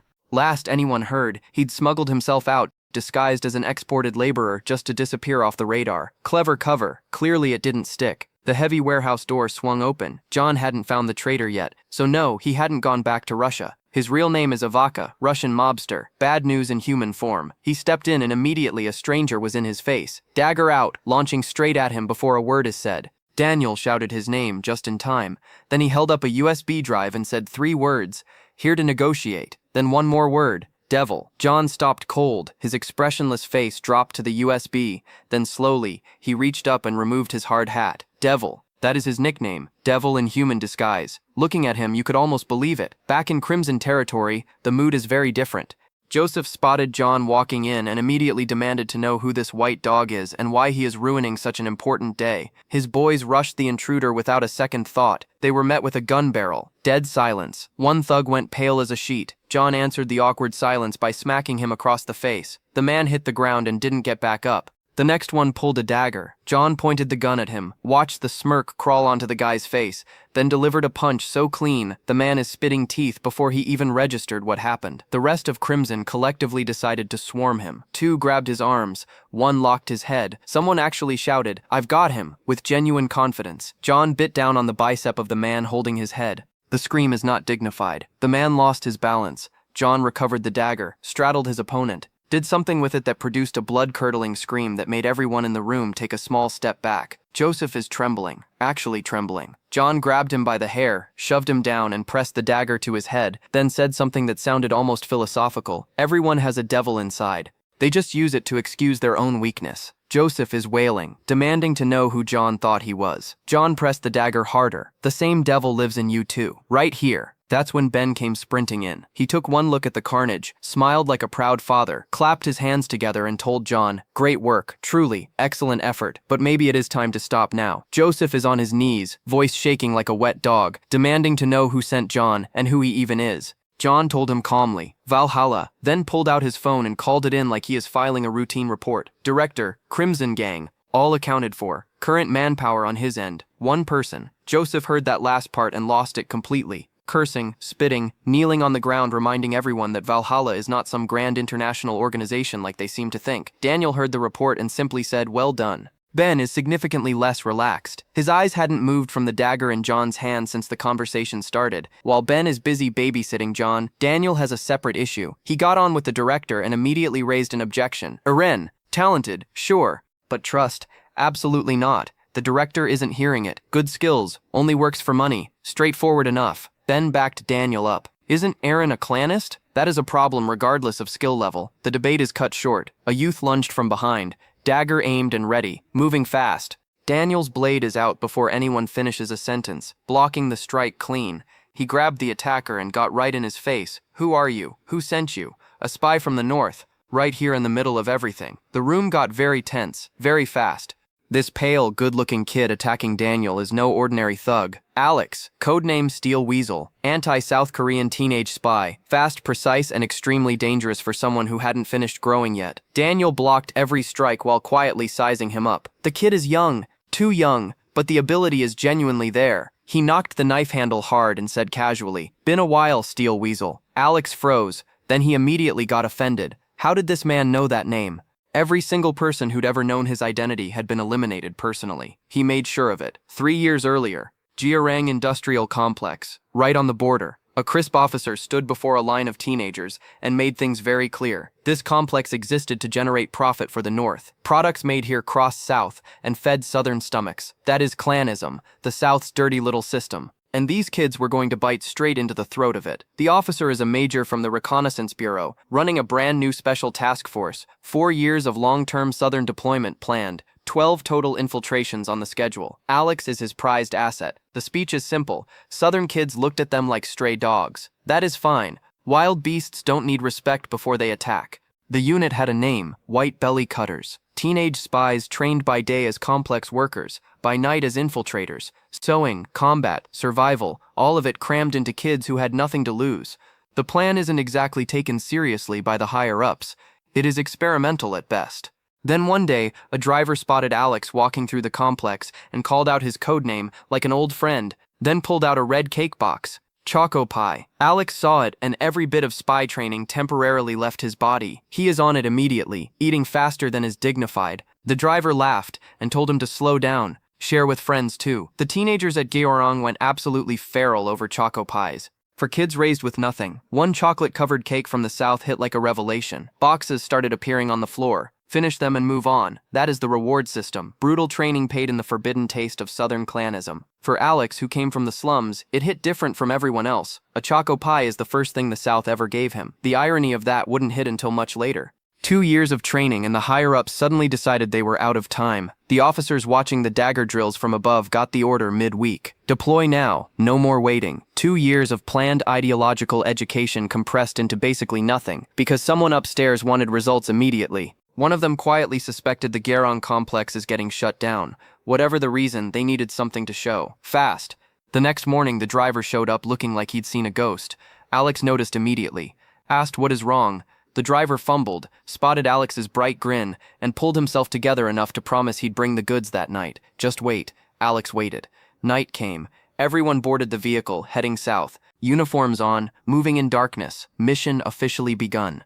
A teammate spotted Alex still completely absorbed in a snack mid-operation and whispered at him to hurry up, then casually dropped the information that in South Korea he could eat whatever he wanted whenever he wanted. Alex looked up, eyes wide. Is South Korea just full of this stuff? He is practically vibrating with excitement. Then a man with a knife walked up to the vehicle door and said it plainly. First, deal with the driver. Alex flinched, stopped, asked them to wait. What about the driver? The one who promised to come back tonight? And the other passengers? The man frowned. No time for this. What is Alex even thinking? Alex didn't answer. The dagger came out. Blood sprayed across the dark. The whole group went pale and silent. Nobody moved. Nobody spoke. Alex looked around at his teammates and asked, very calmly, if they hadn't followed his orders. Then he walked over to the vehicle door and knocked, asked the driver very politely for a ride down to South Korea, said it suited him well down there. Behind Alex, every single teammate is dead. Somewhere else, the officer is flat on the ground, face completely white, voice cracking as he begged Alex to stop and asked how the others had ended up like this. By 3:30 a.m., every member of the new special task force is gone, instructors included. All of them died at Alex's hands. Alex reached up and peeled the human mask off his face. At 3:55, someone unexpected walked in and interrupted. The officer screamed in horror. Who is this? What is happening? The real Alex had apparently only just arrived. After that night, Alex is officially labeled a traitor and flagged as a surveillance subject. The one who filed the anomaly report is Harry. Back in the present, Daniel had his blade pressed clean against Alex's throat. The kid isn't scared. He is actually impressed. Complimented Daniel's knife technique, said it is straight out of North Korean training but picked up suspiciously fast. Then put both hands behind his head in the most unbothered mock surrender imaginable. Fine, he gave up. Then immediately asked if Daniel is here to drag him back north. Daniel said no. Alex blinked. Genuinely surprised, said that is the first time he'd ever heard that. So if not that, why is he here? Daniel said it plainly. A deal. Alex reached into his pocket, pulled out a Choco Pie, peeled the wrapper slowly, and let the word roll around in his mouth like he is tasting it. Deal. Deal. Now that is a very clanist word. He liked it very much. Spit it out, comrade. Over at the Red Crow Hotel, things were significantly less civilized. A liquor bottle connected with a manager's skull, and Charlie is already screaming before the man hits the floor. 3 hotels shut down in half a day. 3. Charlie had been soaking peacefully in a hot tub, and now he is standing dripping wet in a robe, yanking his manager backwards by the hair, demanding answers. The district gave the order, the manager explained desperately. No choice. Don't just follow orders from above like a dog. Go find out what's actually happening. Figure it out now. Then an underling burst in out of breath and delivered the real news. Crimson Gang. Completely dismantled. By Valhalla. Charlie froze. So all of this, the hotels, the shutdowns, everything is those Valhalla dogs. He immediately called everyone together. They were going to Valhalla, right now. The crew assembled in the corridor, looking ready for war. Then someone sitting nearby started laughing loudly at them, just pointing and cackling at the whole group like he is watching a comedy show. One of Charlie's men is already cursing at the stranger when the screaming starts behind them. Kevin had one of Charlie's men by the hand, cranked the wrist back at an angle that made everyone nearby wince, and cheerfully apologized. said he'd bent it a bit too far. Left hand eating from now on, then twisted harder just to make the point. Charlie didn't hesitate. He charged forward to free his man, growling that he is absolutely not caught off guard, just that lately too many kids had been acting up. Kevin smiled like he'd been waiting all day for this. Nicholas grabbed Charlie's arm before things escalated further, apologized smoothly for the boys being a little rough around the edges, then pulled out a cigarette, took a long drag, picked up a file like he had all the time in the world, and suggested they all just sit down and talk it through nicely. Hotel business has complications, right? Surely this could be resolved with a few words. Charlie laughed in his face, loudly, genuinely, said, "Look at this guy, shutting down his hotels on his own territory, and now asking him to sit down for a friendly chat. What exactly is being asked here?" He pulled out a chair, sat down anyway, and summarized the situation himself. "So what you're asking is for me to spare your life." Kevin absolutely lost it, cackling, saying these thugs never looked right to him, and that if Charlie actually tried that he'd be dead before he finished the sentence. Charlie leaned forward and reminded everyone whose turf this is. Nicholas took off his glasses, looked Charlie dead in the face, said he came to ask for a favor. This time he is asking nicely. Next time he wouldn't be asking at all. He'd be hitting. Got it. The temperature in the room dropped several degrees. Charlie said nothing. Charlie leaned back and gave Nicholas a biology lesson. Wolves, smaller than bears, smaller than tigers, but sitting right at the top of the food chain anyway. Not because of size, because of structure. Pack hunting, shared survival, and one alpha leading the whole operation. That leadership force, that is what Charlie represented. Large organization, pack structure, unbeatable alpha at the top, that alpha being Charlie himself, obviously. Nicholas listened politely and asked what exactly Charlie's gang actually did. Charlie looked confused by the question. Nicholas spelled it out slowly. Small hotels down every alley in the city, bits and pieces of this and that on the side. Then he pulled out a gun and said it even more plainly. At the end of the day, they were thugs, and Nicholas's people were hunters, who'd come to Gaerong specifically to hunt thugs, not amateurs. Pros. Charlie's hand clenched, eyes went cold, asked if Nicholas is looking for a fight. Nicholas took a long drag of his cigarette and told him to relax, then slid a stack of documents across the table. Charlie grumbled the whole time he opened them. Then it went quiet, read through the densely packed pages once, then held the papers up and stared at Nicholas. He really wanted to let them eat from this? Something this good, shared with them? Why? Charlie already knew the answer. If anything went sideways, his people would take the fall, while Nicholas walked away with the bigger cut. What possible reason is there to trust this and sign on? Nicholas said it simply. Business. His side would provide the manpower. All pros. Charlie tore the entire stack in half, then kept tearing, threw the shreds on the floor and told Nicholas straight, stop saying the word pros until they'd actually been verified. Show him what these pros could actually do. Then they'd talk. Meanwhile, Ben is having a completely different kind of terrible day. He is sitting outside a fast food joint, phone in hand, complaining to nobody in particular that the meeting time has come and gone, and there is still zero sign of anyone. He called Daniel, asked where on earth he'd disappeared to. Daniel's voice came through asking if he could hear clearly. Ben says yes and is immediately told to wait there, stay put, and he'd get a call once they moved in and made contact with the Iron Weasel. Ben paused. Iron Weasel? Is there a problem? No answer, just the group moving into a corridor. Two men spotted them immediately and couldn't believe what they were seeing. Alex pulled out a small knife, took aim, and before the man in black even finished his sentence about unauthorized entry, a cold streak of light crossed his throat. Blood hit the wall. The whole group froze. Alex grinned at the survivors and offered them a very simple choice. Don't want to die? Start talking. Ben is watching from a distance and asks Daniel one question. Is this kid actually useful? Daniel said yes. Ben remained unconvinced. Isn't he a bit young? The answer came through the open door. Daniel had just stepped through. A dagger flew straight at his face. A bald thug came screaming out behind it, yelling for Daniel to die. Daniel sidestepped, grabbed the hand and snapped it. The bald man hit his knees, wailing. Daniel stomped his head once. The entire room jumped to its feet. Ben is still on the phone casually mentioning that this side is pretty impressive too. Daniel would be surprised if he saw it. Ben then brought up that when Daniel went north, Ben himself got shipped to US forces in the Middle East, teaching English. Daniel told him he'd already said that. Ben ignored this completely, kept talking while Daniel had a fistful of someone's collar and a room full of daggers pointed at him. Then Ben said, you know what's interesting? Some unfamiliar kids just rolled in on motorcycles nearby. The line crackled. Daniel told him to just say it. Ben explained. A guy named Deadline. A sword for hire, pure and simple. Whoever pays gets his full obedience. That's why they called him a servant. Daniel raised an eyebrow slightly. This guy would do literally anything? The man he is squeezing is trembling so hard he could barely make sounds anymore. Ben confirmed it. Pay him and it gets done. No questions. Meanwhile, Alex is cutting through his side with brutal efficiency. Daniel patted him on the shoulder mid-chaos and told him to keep moving. All of Girong's front groups needed to come down. Now that they had a recruit, time to map out every major organization underneath Girong as well. Alex looked around at the narrow alley carnage surrounding him and said he'd wrap this up and regroup shortly. Daniel said move fast. Then an axe flew directly at his head. He swung his arm and caught it. Keep talking, because Girong is already moving, faster than expected. A man in a white suit stepped forward, furious, demanding to know what is happening. Were these people from some investigation team? Did they actually dare to meddle with Girong? He looked at Daniel like that is the most absurd thing he'd ever witnessed. Daniel held the axe and looked back at him. Daniel said it coldly. Clear them out, Alex. Just amateurs. Alex had a choco pie in his mouth and a knife in each hand, and launched himself into the crowd anyway.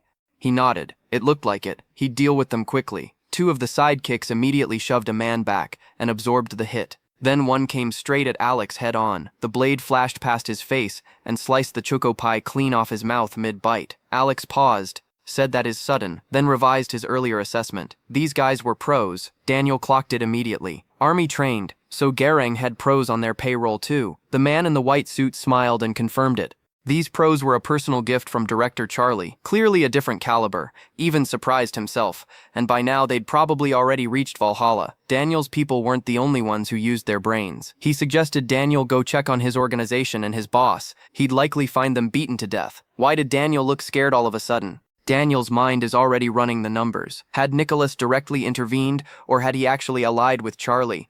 Either way, this had escalated fast. Alex interrupted the internal crisis by holding up 2 fingers. Double. He wanted double pay. These were pros, so the rate went up. Non-negotiable. Daniel blinked. This kid really had the most unbothered nerve of anyone he'd ever met.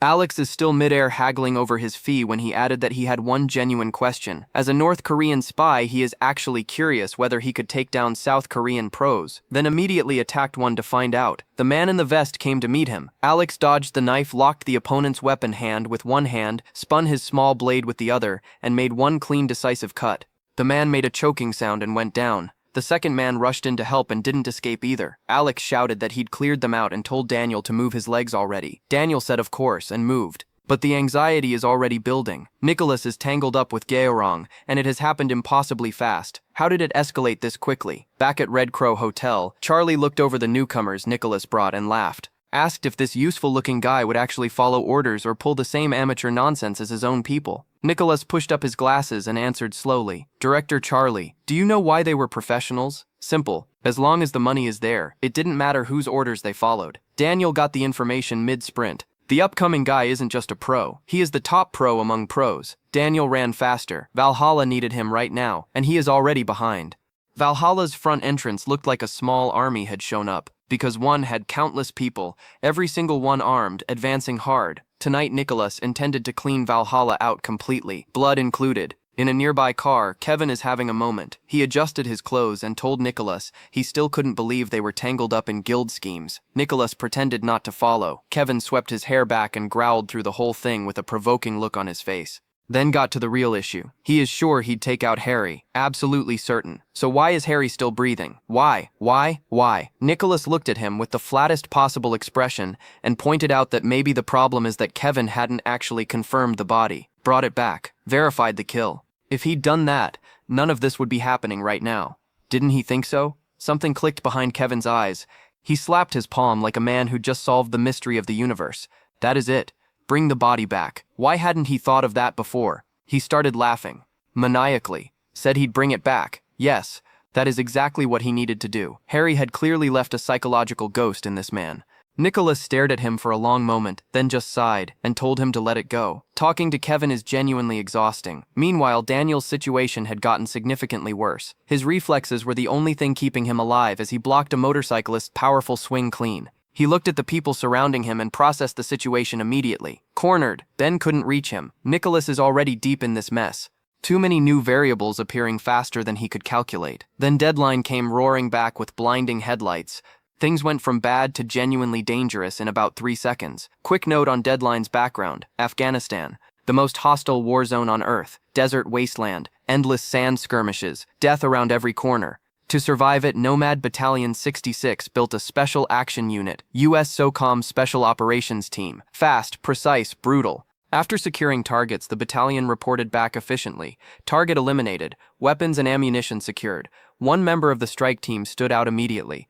decked entirely in allied gear that nobody could trace back to any legitimate source.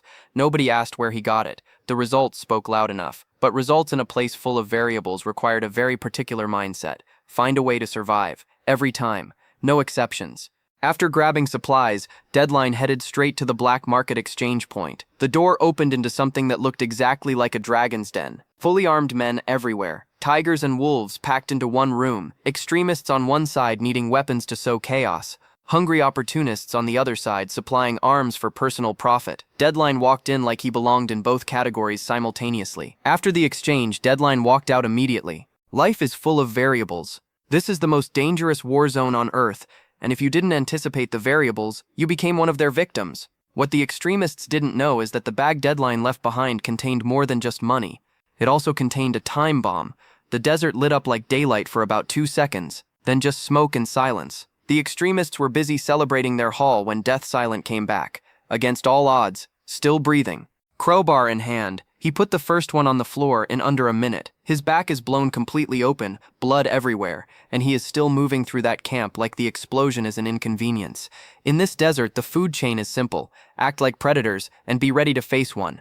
Death Silent tore through the entire extremist group that night. His battle horse, his crowbar, and absolute zero mercy. By morning, only screams had been left behind. He is the most dangerous variable of all. Back in the present, that same Death Silent is cutting through the wind as Deadline bore down on Daniel at full speed. Daniel analyzed fast. Left hand iron rod, targeting weak points, incoming hard. Then the motorcycle headlight snapped off. Complete darkness. Daniel immediately understood the tactic. Eyes transitioning from bright light to pure dark needed time to adjust. Deadline had been shining that light directly at him the whole time, specifically for this moment. Daniel swung the rod around him blind, working on instinct alone. Deadline didn't need time to adjust. He adapted to the dark completely and delivered a killing blow. Daniel partially blocked it. It didn't matter. The weapon in his hand snapped clean in two. His arm took the remainder of the impact, and the pain is immediate and serious. He clutched it, feeling it tremble. Superior opponent, no question about it. Back at Valhalla, the situation isn't prettier. Both sides were tearing into each other, and Valhalla is losing ground fast. Captains were panting, screaming at their men to hold the line and take out the Gyorong dogs while quietly admitting to each other that neither of them had actually met their own director or leader yet. Fantastic timing for that particular discovery. Then through the middle of the entire brawl, a lone figure strolled in casually, bespectacled, completely unbothered, pushing a Gyorong fighter out of his way, like he is clearing a path through light traffic. He clicked his tongue and wondered aloud where boss Nicholas had gotten to. His name is Anderson. Military top-class professional, the man leading Nicholas's special agents. He looked at the chaos around him like it is mildly disappointing. Valhalla's captain is screaming at his men not to waver. Anderson had already assessed the entire battlefield in about 4 seconds. Anderson threw one punch. The Valhalla captain spat blood, crashed to the ground and did not get back up. Clean, decisive, clinical. The man had no chance to even think about fighting back. Anderson turned to his men behind him and sighed. Come on. They were just 2 thugs. Move up. Gyorong surged forward with completely renewed energy.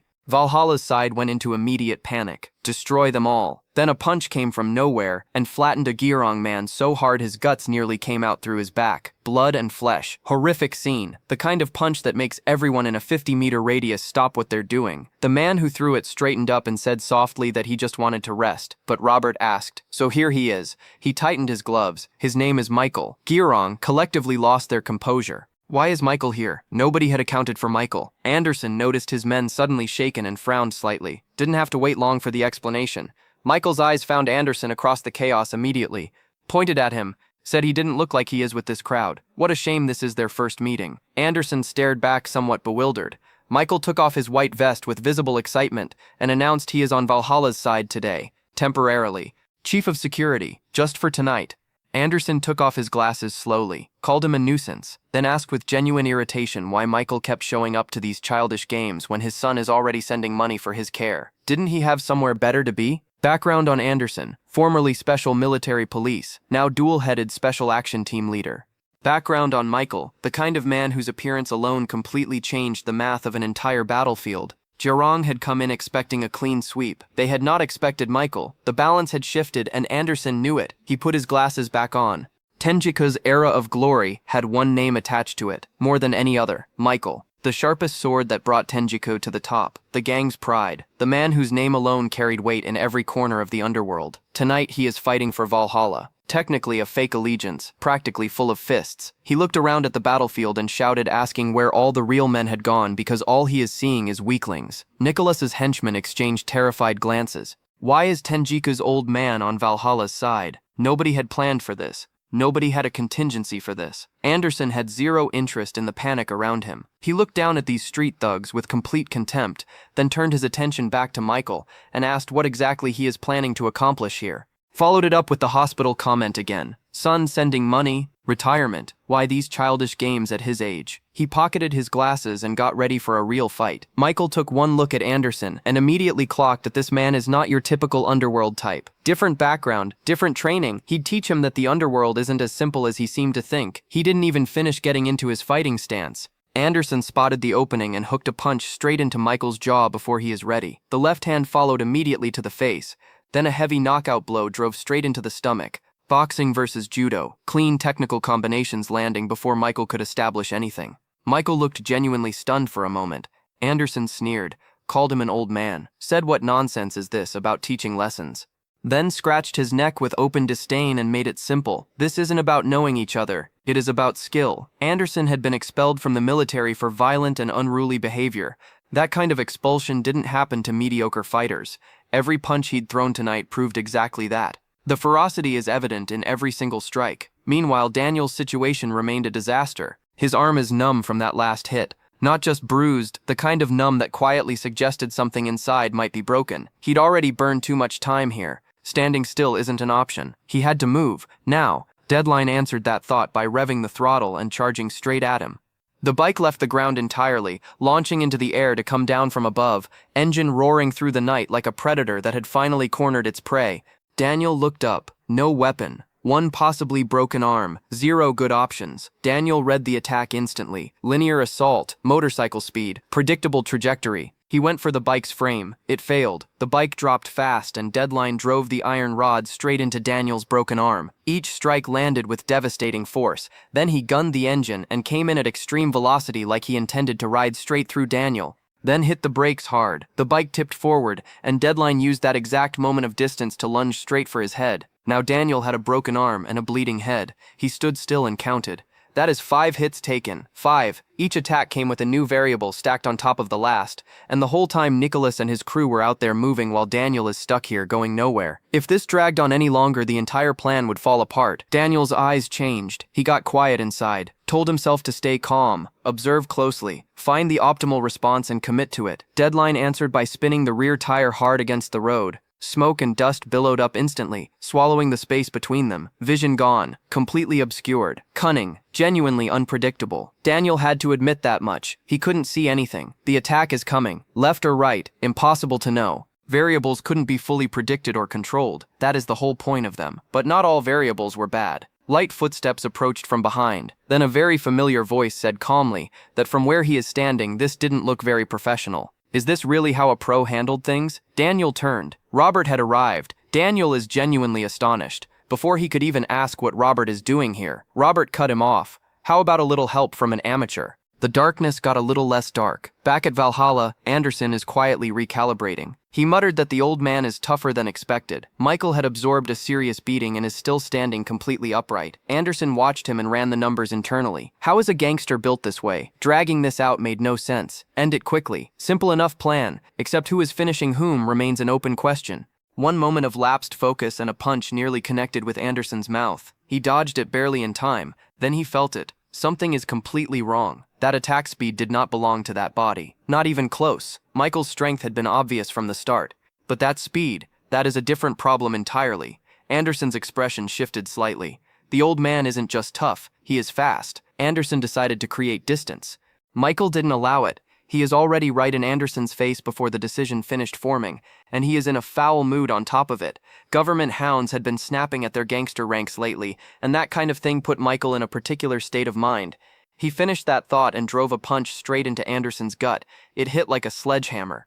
Anderson left the ground entirely, flipped backwards, face going pale before he even landed. Out of options immediately, he went for his firearm. Michael knocked it out of his hand before it came up and hit him again, then grabbed Anderson's face. Anderson trembled, tried to speak, produced only a groan. Michael's grip tightened, and he asked very quietly if they looked like easy prey. Why did this man look down on them? Did he really think siding with a sly snake is enough to beat him? Every word came with more pressure. Anderson doubled over, nose bleeding, jaw on the verge of shattering. Pure instinct kicked in and he drove a knife toward Michael's body. It failed completely. Michael caught the blade with his bare hand. Anderson stared. His whole hand is shaking. He hadn't known about the gloves, bulletproof vest material, built in. The knife had done nothing. Michael didn't even acknowledge it, just kept talking, said they weren't petty schemers or tricksters. Their way is simple. Family, friends, organization, that is what they fought to protect. Nothing more complicated than that. The honor and code of the underworld delivered in the middle of a fight while holding a knife bare-handed. Then he threw Anderson hard into the ground, blood everywhere. Anderson unconscious on the spot, not a single scratch on Michael. Total rout. The ninth path had spoken. Daniel's side is a different story. Robert arrived, took one look at Daniel's wrist, and asked immediately, broken or dislocated? Daniel said he is fine. What mattered is Valhalla. Robert rolled up his sleeves and said, don't worry at all. Valhalla isn't something that could be taken down right now. He isn't wrong. Michael alone had scattered Jiarang completely. Even the pros mixed into their ranks had met the same fate. The battlefield had shifted entirely. Daniel watched Robert get ready to face Deadline and immediately warned him. This man is a pro, not someone to walk into carelessly. Robert barely registered the warning. Pro or amateur, same thing. Daniel stared at him. Keep reminding him, he shouldn't face this opponent unprepared. This isn't a street brawl. Robert had already stopped listening. He looked at Deadline the way a cook looks at a problem that just needs the right approach. Daniel is worried. He should have been more worried about Deadline. Robert's response to Daniel's concern is to stop overthinking it. He wrapped his jacket around his injured arm, looked at the dirt bike rider in front of him, and said with an actual wink that all he had to do is deal with him. Simple as that. Deadline didn't find Robert intimidating in the slightest. He gunned the engine and came in at full speed, tires screaming against the road like a taunt, iron rod ready. Same approach that had put Daniel on the back foot all night, except the person standing there isn't Daniel anymore. It is Robert. In that exact moment, something Daniel had said came back to him. How big can it get? What is Valhalla really after? What were they becoming? Deadline closed the distance completely. Iron rod raised, fully committed to the attack. Robert gathered everything he had and punched the oncoming bike. Dead stop. The entire motorcycle halted on impact like it had hit a wall. A horrific crash sound tore through the night, and Deadline went flying, tumbling across the ground along with his bike. Silence. Robert straightened up and asked Daniel what he thought of that performance. Daniel stood quietly behind him, watching his back without a word. Robert looked at the wreckage and said it plainly. Sometimes they use Daniel's methods to get things done. But this time it is different. He turned and stated it firmly. They had to become Daniel. Do not follow him. Not work under him. Become him. Daniel said nothing, but he didn't argue either. Harry looked toward him and time rewound completely, back to where everything started. 11 years old. Harry was crying again. His twin brother Daniel walked up, hands on hips, and asked if he is seriously crying again. Hadn't he warned him about that? Harry sobbed harder. Younger classmates had been teasing him. He is scared of getting hurt. Daniel beamed at him like this is the simplest problem in the world. Told him to ignore them, let them rush in all they wanted. This brother of yours will never lose. He'd handle it. Harry felt safe. Daniel privately began resenting having a brother like that. 4 years later, 15 years old, different problem, same Daniel. Urgent announcement over the school intercom. Daniel had gotten into another brawl in the schoolyard. Multiple people charging at him. No joke. The real thing. Harry immediately asked where, and told everyone to move aside. He wanted to watch. The entire student body poured outside to gawk. Harry is already analyzing from the crowd. Is he bleeding? Bleeding means losing. Is anyone crying? Crying means it's over. Then someone pointed through the window. Daniel's underlings were already there, looking like they'd just been worked over thoroughly, and standing in front of them is a group of high school gangsters. Their leader looked like a professional fighter, tall, hands on hips, looking down at Daniel from above like the outcome is already settled. The leader told Daniel's crew he'd given them some advice earlier and isn't sure they'd taken it to heart. Had these juniors understood the point yet? Daniel kept both hands in his pockets and asked the senior one simple question. He'd already graduated, already in high school, so why is he still hanging around middle school? What exactly is going on in his head? Did he need it explained in a different language?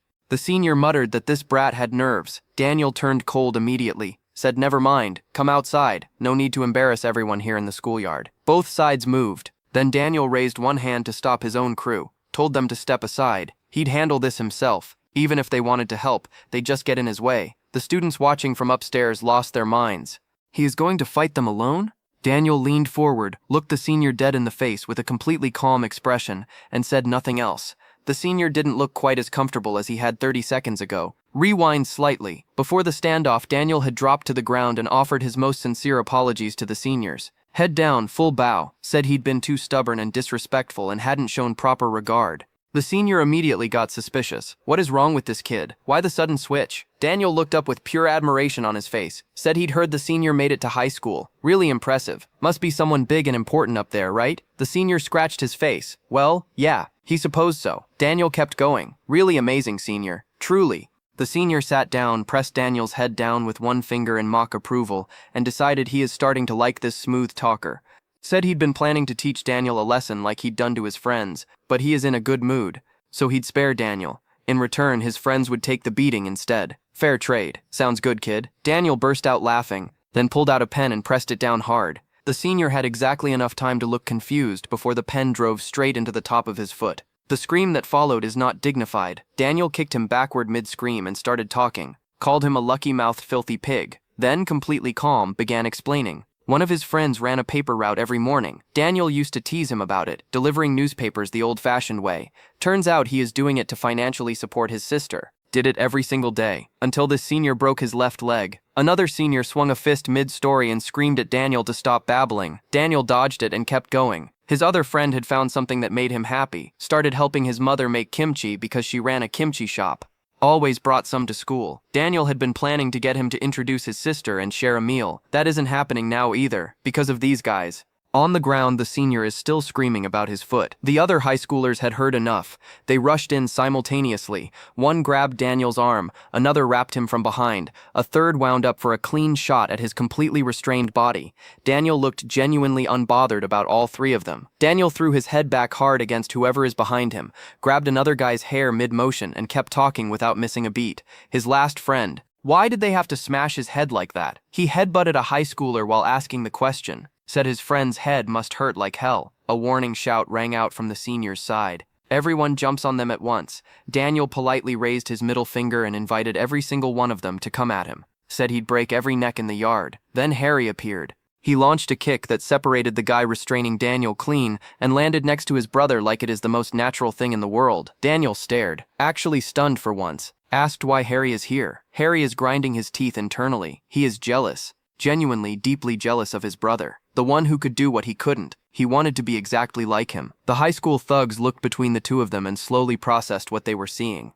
There were two of them. Daniel pushed his guy away and asked Harry what he thought he is doing here. Harry explained very earnestly that he didn't think he is cut out for studying at all. Couldn't cram anything into his head, no matter how hard he tried. Not a single fact is sticking. He said this while dropping into a fighting stance with visible excitement. Daniel heard the whole thing and laughed out loud, called him a crazy half-baked thing. Then the sounds of fists and brothers bickering filled the schoolyard simultaneously. Hey Harry, if studying is out, what exactly is the plan? What would he become? Daniel answered that one himself with complete confidence. Their big brother is going to start a business. Hadn't decided what kind yet, but Harry would be chairman. Harry asked skeptically if that is actually true. Back in the present, Harry still wanted to become exactly that. Deadline and his bike were currently spread across the ground like scattered furniture. Harry stood there hugging his arm, looked at Robert and admitted it. Honestly, he thought he could become Daniel, but the road still felt very long.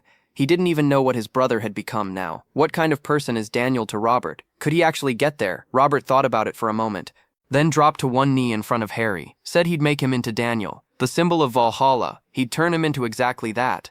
Harry is completely caught off guard. Back with Michael, something felt wrong. He turned, muttered to himself that maybe it is still too early. The pack of hyenas had poured in and he is telling someone not to be a coward about it. Then a figure with a sharp knife slid silently past behind him. Michael hadn't finished the sentence. Deadline is back on his feet. Daniel stared at him, then turned to Robert and asked who exactly he is. Robert looked at Daniel like that is an unreasonable question. He just sent the man flying. Is he only asking now? Robert explained simply. The motorcyclist had charged at them first. Maybe he is one of Daniel's pro friends. Daniel denied it immediately. He didn't know this man, only that he is connected to the US military somehow. Right on cue, Deadline shouted across at them, demanding to know what they were going to do about his headlight. Robert turned to Daniel and pointed out that he just said this man is US military. The man is shouting about a headlight, in Korean. Daniel looked ahead and sighed. Today is definitely an interesting day. Deadline stood there spinning a red metal bar continuously, ready to go again. Robert stepped forward, completely unbothered, raised his fist and asked casually if he had to go easy. Then Deadline's phone pinged. He stopped mid-throttle and checked the screen immediately. Jirong, 20 million sent as a holding fee. Complete the mission, then head to the location below. Remainder to follow. Deadline read it once, put the metal bar away without a word, left both Robert and Daniel standing there thoroughly confused. He did pause long enough to point directly at Robert and make one thing clear.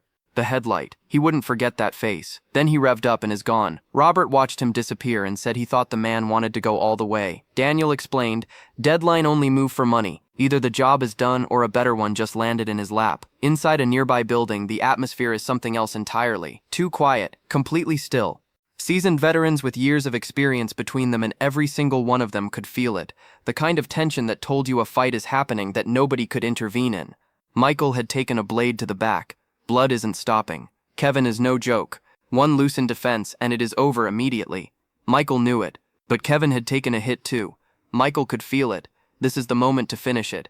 He calculated fast and threw another punch. Kevin startled and stepped back. Then smiled, said he liked this, put on an expression that isn't quite human anymore, demonic, cold, genuinely terrifying, said one punch isn't going to be enough to beat him, not even close. Michael's expression darkened, he slid backward trying to create space, and Kevin is already inside his reach, slashed him several times before Michael could react. Fast, precise, ruthless. The veterans watching from the edges said nothing, nobody moved.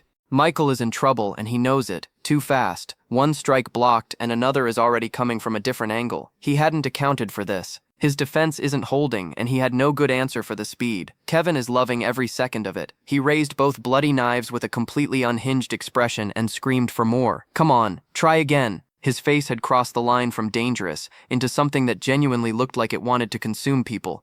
Michael charged forward and hit him with his second 9-blade strike. Kevin dodged it and taunted him immediately. Not the same anymore, huh? Michael's eyes flashed and he threw a decisive punch anyway. Kevin ground his teeth and swung the knife. Internally, he'd already acknowledged this opponent couldn't be handled carelessly. But Tenjiku's 9-blade drove that knife straight into Michael's own fist. Michael believed one thing completely. He could not be defeated while protecting something. That belief is holding his body together right now. Kevin grabbed his hand and said it coldly. Is that all his strength? Pathetic old man. Then he bent Michael's arm back and snapped it. Michael gritted through the pain without a sound. Kevin followed immediately with an upkick. Come on again. Then a radio announcement cut through everything. Everyone steps back. Withdraw immediately. Client's orders. The knee froze inches from Michael's face. Kevin reached into his pocket and checked his phone.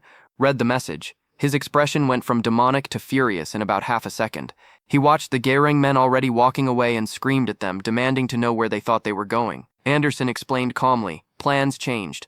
Orders came down to fall back. The operation ran into trouble somewhere and they were pulled out. Now, Kevin grabbed Anderson by the hair immediately, asked what retreat meant. Is that his hobby? Why did he keep babbling about falling back? Then released him, said he is being pissed off. The fun is just starting. He got on the radio and told Nicholas directly, this is nonsense. He'd drag the corpse back himself this time. Just let him continue. Nicholas's voice came back immediately. Stop arguing and get over here now. Chairman Charlie had a plan. Charlie is sitting nearby and had thoughts about that. He grumbled at Nicholas that it is a bit odd being told to stay put. Everyone already knew that. He stared ahead with a sly calculating look and laid it out plainly. He hated Valhalla too, obviously. But did anyone actually think crushing Valhalla would solve all the problems here? He had a very specific look on his face that suggested he already knew the answer. Gangster law. That is what this situation actually required. Meanwhile, Alex is nibbling a pastry and losing a battle with his tie. He looked around and asked anyone nearby for help. Why did he have to deal with all of this? Ben turned away in complete exasperation, then came back and tightened it for him anyway. Explained while doing so that what is coming is something very cool and very strong. Important occasion. Dress the part. Behind them, John is already heading out with knives. Ben told him not to bring knives outside. John said, damn it, and whatever simultaneously. Nobody stopped him. John stood there cheerfully admiring the gleaming blade in his hand like a man appreciating fine art. Then someone walked in. Michael and Robert turned to look. Alex and Ben looked over with visible excitement. Daniel arrived with Lucy and surveyed the room with genuine approval. Said they were all dressed better than he expected. Good. Because now they were going to discuss things like real gangsters. He sat down.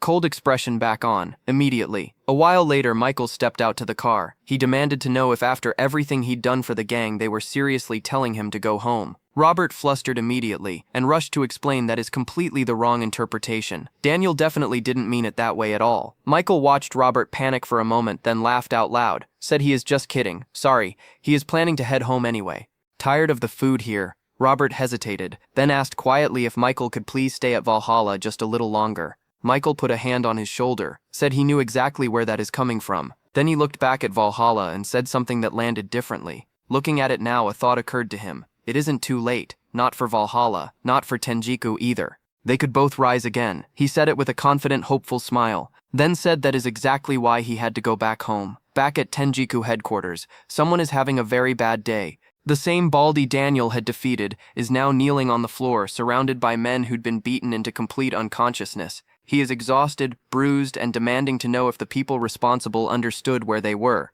This is Tenjiku headquarters. Did they think Nineblade is going to let this go easily? The Nineblade members were all on the floor. Someone asked which freak had sent these people. Kevin and Deadline walked in. Then Charlie appeared and put a hand on Kevin's shoulder to stop him, before things escalated further. Charlie looked down at the Baldy on the floor and grinned, bared his teeth like he is genuinely happy to see him. Said long time no see. Dear Senior, the Baldy's expression suggested this reunion is not welcome. Rewind slightly to Tenjiku headquarters just moments before. Steve is reviewing the books and the numbers weren't pretty. This month came in under last month. The Baldy standing beside him took the blame immediately. Steve told him it isn't entirely his fault. His own carelessness played a part too. Then asked simply, overall, were they satisfied with where things stood? Meanwhile, the Nineblade members were in the corner having a blast, mocking each other, arguing about who had the least fighting ability, who needed to train harder, who is holding the whole unit back. Loud, rowdy, completely unaware. Then a noise from outside. One member volunteered to check it, stepped out and asked with full authority what exactly is going on and who is going to explain it to him. The guards reported the noise came from the floor below. Someone else noted it sounded like a motorcycle. This is the 3rd floor. The member looked down. Deadline is driving his bike up the stairs, iron rod in hand, the front wheel aimed directly at 3 men standing in the corridor. They had maybe 2 seconds to process this information. Then he crashed straight through their door. He swung the rod mid-ride, and they couldn't get out of the way in time. Blood from the mouth. Nineblade completely on the back foot before the fight even started. These were veterans. People who had survived countless life and death situations. Former fighters are always ready, always calibrated, drawing on years of hard experience to read any threat coming at them. They had never once imagined a man riding a motorcycle up a staircase, swinging an iron rod. That is their greatest obstacle tonight. One member panicked and raised his casted arm to block the swing. Deadline drove the bike casually around the room like he is parking it. Everything in his path got wrecked. Furniture, people, anything not bolted down. The guy is nearly in tears. They were still injured from before. Then a group walked in dressed entirely in black. Deadline glanced at the badges on their jackets. The Baldy identified them immediately and shouted for everyone to stop. Genorang. They were breaking the truce agreement. Did they want to make enemies of the entire council? One black-clad man stared at him and asked what this old man is babbling about. Another called out to his crew to clean the place out. Then the Baldy ripped off his leg brace and launched a kick at Deadline, called him a dog, said he'd wipe them all out. His foot is still visibly swollen and he is forcing his body to support him anyway. The Baldy watched him and felt his stomach drop. His partner's wounds were still open. This is going to be bad. Deadline charged again. The Baldy moved without hesitation, grabbed him by the collar, yanked him back and threw him aside. Then screamed at his partner to run, protect the young master. Get out now. His partner staggered and answered that they'd hold them back. Another Nineblade member is still clinging to Deadline, trying to slow him down. The Baldy told him he couldn't do this alone. The other member said he wouldn't be alone. Big Brother is still fighting. Deadline hesitated and looked over. The Baldy launched a kick straight at Deadline's head. Deadline braced with the helmet. The Baldy grabbed him, steadied his footing, and kept shouting for everyone to prioritize the young master. Get Steve out now. Steve heard that and immediately wanted to stay and help.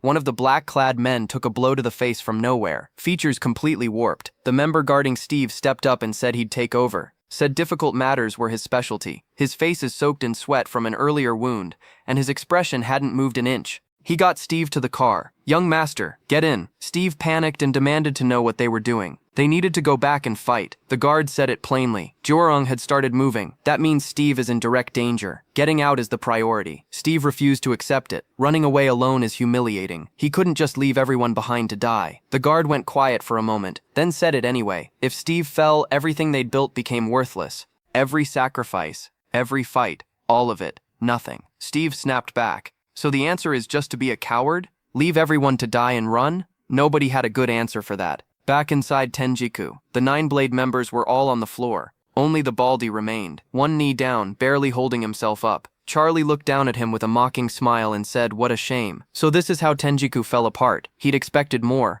Then asked casually where the young master is hiding these days. On the highway, Steve sat in the back seat with his head down and asked the question out loud. What if he is the only one who survived? He'd done everything to rebuild Tenjiku from nothing, and now he is losing it all again. The guard didn't have words for that, said the young master quietly. Steve snapped immediately. Don't call him that. How much longer did he have to be called a young master? Isn't he the boss of Tenjiku? The guard said that isn't what he meant. The car kept moving. Steve kept his head down. A streak of red flashed past the car. Deadline accelerated forward and dropped something from his hand simultaneously. Metal spikes scattered across the road instantly. The guard yanked the wheel trying to avoid them. The car careened, tipped, and slammed hard into the shoulder. Steve went pale and braced against the seat. His brain hadn't caught up yet. The guard's head is already bleeding from the impact. He pushed the car door open anyway. Then he lifted his hand over Steve to shield him from the rain and said quietly that he could only take him this far, to the place where Steve would eventually stand at the top. He believed Steve already knew his own answer. He smiled under the rain, wiped the water from Steve's face and said it plainly. Steve is their boss, Chairman Steve, and they, the Nine-Blade, were Tenjiku's swords. That is all he needed to understand. Steve dropped to his knees in the rain right there on the roadside, completely broken. Passers-by slowing down to stare at this man kneeling in the downpour. The guard's words came back. No matter how ashamed you feel, you're a Tenjiku. The decision is yours. Steve forced himself up and kept moving. He showed up at Daniel's place looking exactly like someone who had just survived a car crash in the rain and walked the rest of the way. Daniel, Michael, and Robert turned around in complete shock. Steve is a mess, staggering, mouth open trying to form words that weren't coming out. Michael looked down at him with cold eyes and said Chairman Steve looked absolutely pathetic. Steve had no response to that. He made his decision. Valhalla is the only option. He lowered his head. He begged Valhalla to save Tenjiku. Michael's expression shifted to something like genuine sympathy. He stepped forward and dropped to one knee himself.